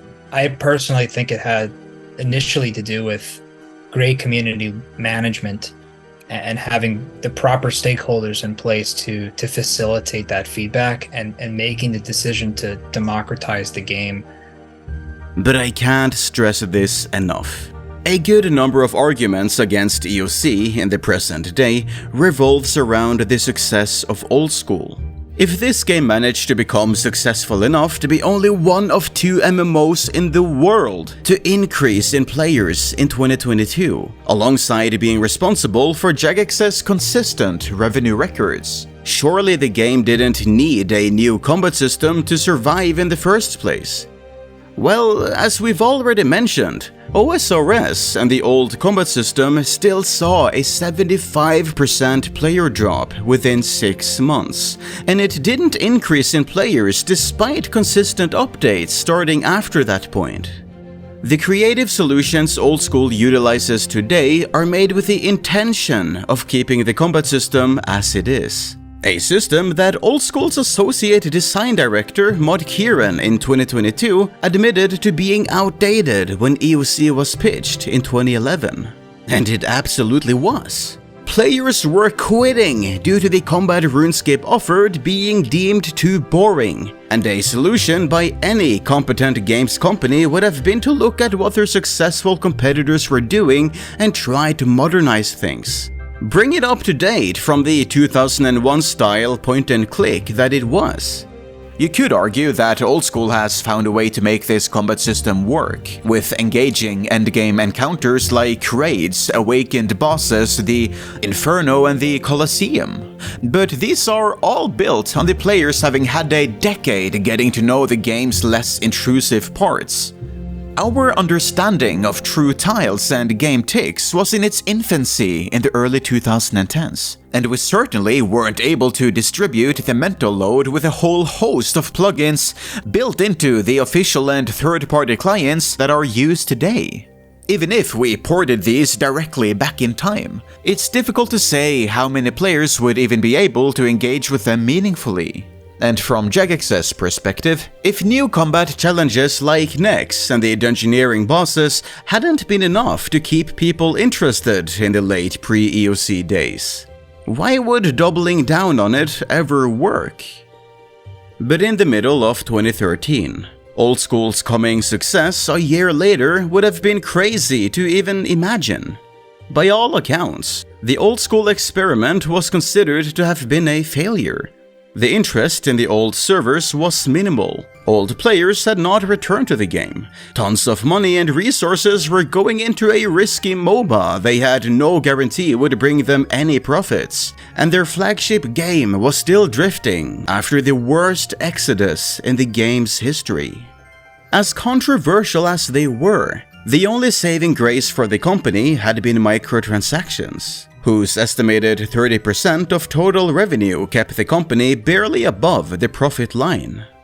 From the perspective of CEO Mod MMG, if anything was going to save Jagex from the economic spiral it was in, it was going to be a further investment in them.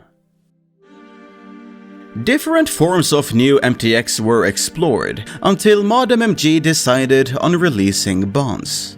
A big issue RuneScape always had was with gold farmers and sellers, people who grinded money in-game and would sell them to players through third-party sites for real money.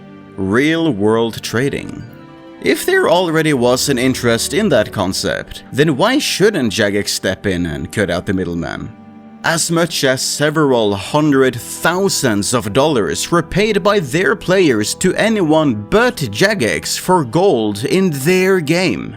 With bonds, Jagex sold an in-game item that could be redeemed for membership or other MTX features, which players could then sell to each other for a good amount of in-game gold, and the real-life money players spent to get this gold would instead go to Jagex.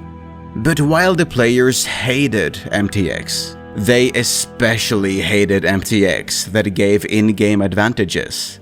The release of Squeal of Fortune in April 2012 already had players digging up several posts from the old days, where the Gower brothers, the founders of RuneScape, had said they'd never turn to buyable advantages, an opinion upheld by Paul Gower, who left the company shortly thereafter. Heck, Jagex had even gone back to change their own game rules once they found spins on the wheel technically went against them. I think I actually left the company when they started introducing microtransactions to the Squeal of Fortune, because one thing which we'd always publicly said to the players was that we wouldn't start selling microtransactions. So by them doing that, if I was still involved in the company, it sort of felt like it made me into a liar. I was sort of saying we never do that, and then we did. Cosmetics were just about palatable, but bonds would be a hard sell to an already wary player base. It would be too risky to try the EOC strategy of releasing it and ignoring the hate. They'd have to try something smarter. So, MMG enlisted the help of tech developer and ex-botting kingpin Mod Jackmob to cherry-pick some statistics. Together, they exaggerated the botting problem in the game and stated that 40 to 50% of the players had real world traded already, which had pushed them to add this feature. Typical lying with statistics, this wasn't entirely false, but it had definitely been taken out of context and presented in a way that made it look very convincing. MMG even offered all-expense-paid trips to a number of famous and influential players to pitch them the idea of bonds. That's me again. To see how they'd react to the idea and to iron out any wrinkles in the concept, and hope that they'd continue to defend them when it went live. It was a bold strategy, but one that worked in the long run. Players appreciated that they could now earn their membership by grinding enough gold in-game, and others appreciated being able to open their wallets to get a few million gold under their belt. If anything, bonds ended up being one of the least offensive forms of MTX in the game, even accepted by the anti-MTX crowds playing Old School, which saw the introduction of Old School bonds in March 2015 as a part of a compromise to keep it free to play, even if it was somewhat begrudgingly. But of course, this isn't a tale of Mod MMG saving the company and the game. Despite his best efforts at increasing revenue, MMG would eventually step down from his position by resigning on 12th of December 2013. The details here get a little iffy. MMG claims he left voluntarily, but other sources claim he was fired for the disaster year and immense drop in profits, while others went as far as to say he was fired for refusing to increase MTX even further. Whatever the reason, as per his contract, MMG continued in the position for another year, putting his focus purely on Transformers universe whilst letting Mod Pips deal with RuneScape, before being placed on garden leave in October 2014 for the remainder of his tenure, before finally being replaced by board member Rod Cousins as CEO. The champion of the Old School servers fell from grace. The Old School servers themselves barely survived. The CEO behind it all was ousted. It was certainly a dire time for Jagex, but this isn't a video about them. We're here to answer one simple question, with a long complicated answer. What was the real end result for the evolution of combat?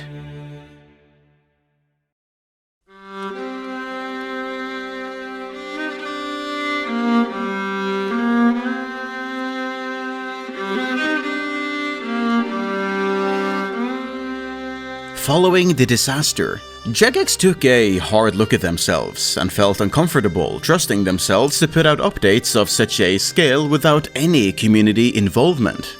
Evolving from just telling the players what they would be getting in the upcoming months, the development process was made a lot more public. Plans and projects were now shared on social media, allowing players to make comments and raise concerns before updates ever got too far along the development pipeline to alter. This was actually an immensely positive change, because not only did the players feel more involved with the direction of the game, it gave Jagex a better feel of what the public reception would be once the updates finally released, letting them smooth out the rougher edges and avoid disasters ahead of time. It had taken a while for them to get there, but this was the approach they needed to actually be able to build an evolution of combat that the players would enjoy. Of course, there were other factors at play as well. It also helped that feedback post-release turned from a minority opinion of the die-hard fans still on the beta servers to the collective wishes of the entire community. The players offering feedback no longer had to debate if the update should be added to RuneScape. It had already happened after all. The conversation was now, how can we make this fit in RuneScape? This meant that the updates going forward felt far more natural to the RuneScape ecosystem, as the developers quickly received a lot of actionable feedback. One of the biggest problems of the beta was that players would log on, try it out for a bit, and then retreat to the main game to play the RuneScape that they knew without voicing any of their concerns about the system. But now that it was the main game, giving feedback on EOC was just giving feedback on RuneScape itself. And there's no shortage of players who are always wanting to do just that. As 2013 turned to 2014, Jagex wanted to make sure their year of improvements had been exactly that, and hired some researchers who found that 41% of the player base still preferred the old combat system. Making sure they were seen, ModMark acknowledged these players in a couple of developer blogs released in late January and early February, apologizing for taking away the old system that many people clearly still loved, and, together with Mod Pips, laid out the plans for what they were going to do about this new data. At this point in time, OSRS was still considered a failure. So instead of simply directing players over there, they needed to make amends in the main game. 2 Jagex managers announced 2 new branches for the combat system, one targeting those who enjoyed the new system but wanted to AFK more, and another for those who still preferred the old system entirely. The first of these was Revolution, released in February 2014. A system that automated the abilities and their order in your action bar and would use them appropriately as they became available. While Momentum just randomly used an ability every now and then, Revolution rotated intelligently between them. The game would almost play itself as you sat back and relaxed in combat. Fully embracing a new mantra of listening to the players, Revolution had actually been conceptualized by a player called Mist Singer on the forums, which Jagex liked and implemented into the game. Originally, this system had been called Conservation, but was later renamed to Revolution since too many things in-game already used the short name Cons, and because a lot of players kept calling it Constipation instead. Some things never change, and the community is definitely one of them. The second branch, released in June 2014, was Legacy Mode. Simply put, it was an opt-in way to return to the rules of the old combat system, a full return to tradition, rather than the middle-of-the-road approach that Momentum had been, as a middle ground between those unwilling to start fresh in Old School RuneScape but still unwilling to engage with EOC. I wrote a big old document with all of the problems that I thought EOC had and all the things I thought it needed fixing, one of which was Legacy Mode. And I showed this to Mod Connor at the time. Little did I know, Mod Connor shared this with Mod Pips. So then I go off for Christmas, come back, and literally as I come back, Mod Pips comes along and goes, "Yeah, you're working in content now and we want you to make this." The tale of Legacy Mode is also mentioned in the RuneScape history book we looked at earlier. It abridges the tale somewhat, saying that Mod Pips and Mod Mark met in a bar between Christmas and New Year's and decided to commit to offering an option for the players who still wanted the old combat system. After lead content developer Mod Dean denied taking another look at the current combat system, the two of them came up with Legacy Mode by themselves and committed once again to actually giving the players what they wanted. The combat updates of 2014 were successful and did see a spike of returning players, with a whole 100,000 of them resubscribing after trying them out. Inevitably, Revolution was the real success of the 2 branches here. After all, something akin to Legacy Mode had been suggested and thrown out the window around the initial release of EOC, as designing for 2 different combat systems was a tall order.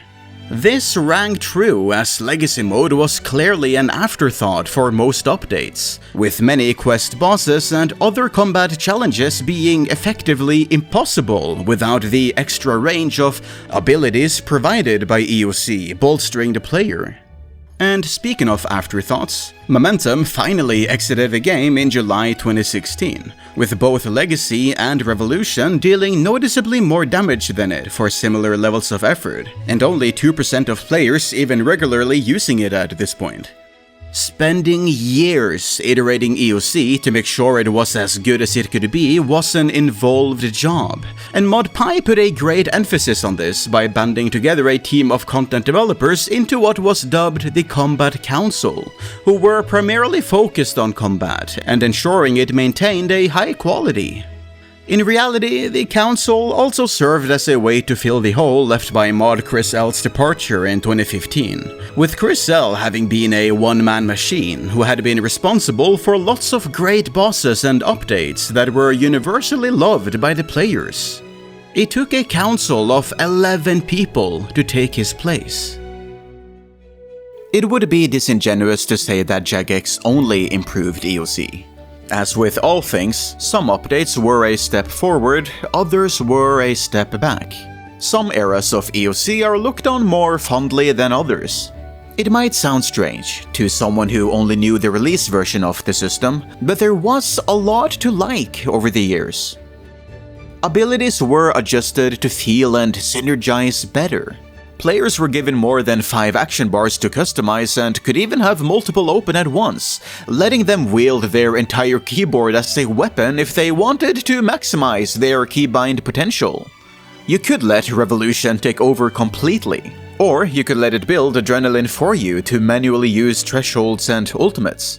And if you wanted to get more involved and learn some basic ability rotations, that was up to you.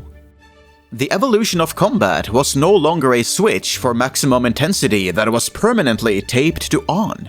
It was a scale of intensiveness that any and every player could tailor to what they wanted to do. Jagex became so comfortable with the state of combat that they even added a new combat style, Necromancy, to expand on the core combat triangle that had served the game for 20 years.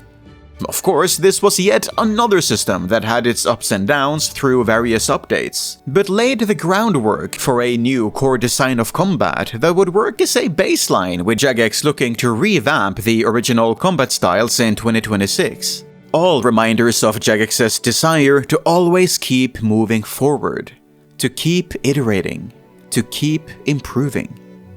This newer version of EOC in the years after its release was almost an entirely different system that had emerged from the cocoon of despair it once was. Even old school content creators who returned to the main game to try it out had positive things to say about it. Not only did they think it was good, they thought that if this was the version of EOC that had been released in 2012, they'd have actually enjoyed the release of Evolution of Combat. The amount of future proofing we put into the system was massive. We knew the whole point of this was to allow massively elaborate boss fights and different mechanics and combat stuff, but also rework and rebuild 10 years worth of content on top of that to work with all of these new mechanics and all this stuff. I mean, at beta, none of the content that the system was intended to use existed. Stuff like raids and Gold Wars 2 and and Telos and stuff, none of those would have been possible with the stuff that we did. An awful lot of the lines of code that was written in the original EOC is still there to this day and is still going strong. If I could go back, rewind time, I would, at the very least, when I was promoted to exec producer, I would press pause. I'd take time to digest the player sentiment and better understand the risks at play. Because looking back at it now, EOC was probably the right thing to do for the game. I wish they would have done it later and it had come out better and more refined and less buggy. I think if it had come out in a better state, people would have given it more of a chance. That's quite a generalization, of course, and there's no way of telling what people would have actually thought about it at the time. After all, while some old school players have given EOC a chance and enjoyed it, others still have nothing to offer but bile and vitriol about it. EOC is still a dirty word to a lot of old school players, and many of them still refer to the game as EOC as opposed to RS3 or simply RuneScape, which is what Jagex calls it. This bite still lingers an entire decade later, with social media sites like Reddit or YouTube comment sections still harboring distasteful remarks or resentment to any RuneScape content that isn't Old School. While Old School may not have existed without the main game, that doesn't mean they have to like it. Yeah, I never even thought about that. People still call it EOC, I guess. I think RuneScape 3 is a fantastic game. Like, I will not deny that. I think they've built it into a really, really good game. It being called EOC, like, it's a way to distinguish it from Old School. But there's this weird thing about what do you call it? Because obviously there was RuneScape 3 for a while, but actually RuneScape 3 is a whole bunch of updates, and RuneScape 3 was a marketing name. Whether they like it or not, both versions of the game are siblings. In a sharp reversal from the early days of Old School, it's the success of OSRS that has helped RuneScape stay afloat and relevant all these years later, with the surge of new memberships allowing Jagex to take financial risks for the betterment of the game, going as far as to remove most of the pervasive MTX that had gripped RuneScape for over a decade. It may have been a long road, but Old School has certainly broken the shackles of nostalgia bait. Many new players find their first steps into the world of Gielinor on the same tutorial island that all the veterans know and adore. Fresh eyes completely untainted by the controversies of the past, and a growing crowd, reflected in comments of people asking what EOC even stands for. The bounce back from the Dark Age has proven to be the best thing that has happened to Jagex in a very long time. Who could have foreseen that Jagex's subscriber record in 2007 would be dethroned 9 years after the mass exodus of 2012, reaching 1.2 million paid memberships in 2021? I never expected, to go on to YouTube in the year 2023 and still be seeing videos with millions of views and series created by tons and tons of different YouTubers to Tile Man Mode, for instance. That's something that I've watched almost the entire series of. I don't think anyone predicted that when you compare it to World of Warcraft, RuneScape would stand the test of time more. I've had RuneScape pop up so many times where I'm just in a casual conversation with somebody at a bar or talking about gaming as a whole, and for whatever reason, we get on the topic of MMOs, and then, I play RuneScape. RuneScape pops up. While I never go into the specifics, I keep it separate, but it's just crazy how much of an impact it really has had. It's a global thing. So it's incredibly humbling, and I'm so happy to see that it's still thriving, and that the community has kept it alive, and that leadership within the game company actually listened and actually delivered on their promise. The Evolution of Combat's initial release was the last update to demand such intense attention from the players to actually play. Jagex have since made peace with the concept of RuneScape as a second-screen game, and pushed plenty of updates to promote this and keep everyone playing the game in the background.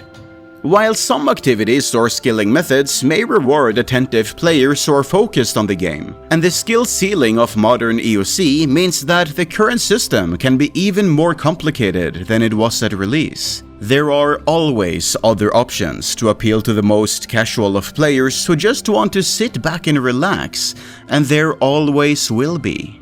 The Evolution of Combat started as a way to keep the players who no longer enjoyed the combat system, by trying to appeal to the players they had lost, rather than the ones they still had. Jagex plunged the game into its darkest hour and made almost no one happy with the result.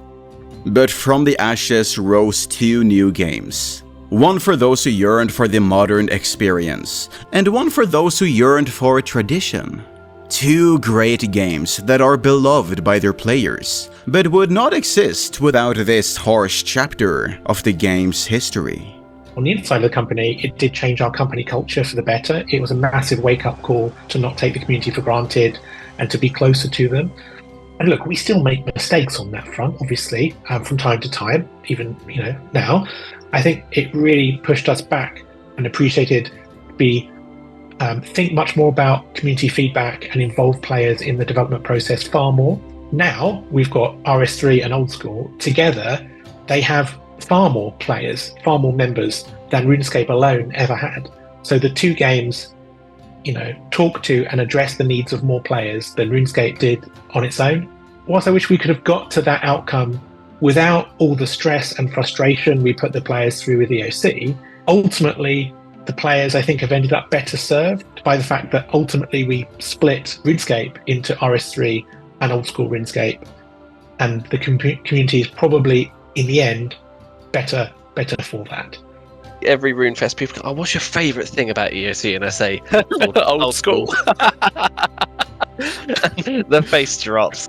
RuneScape had such an impact on me, being DDoSed and having my Skype account hacked and people finding out my IP address and all these different things that were happening.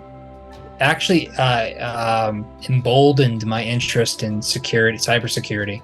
It has been such a humbling thing to come out of and emerge from being a gamer and a live streamer and an influencer into, my second passion, which was really around cybersecurity.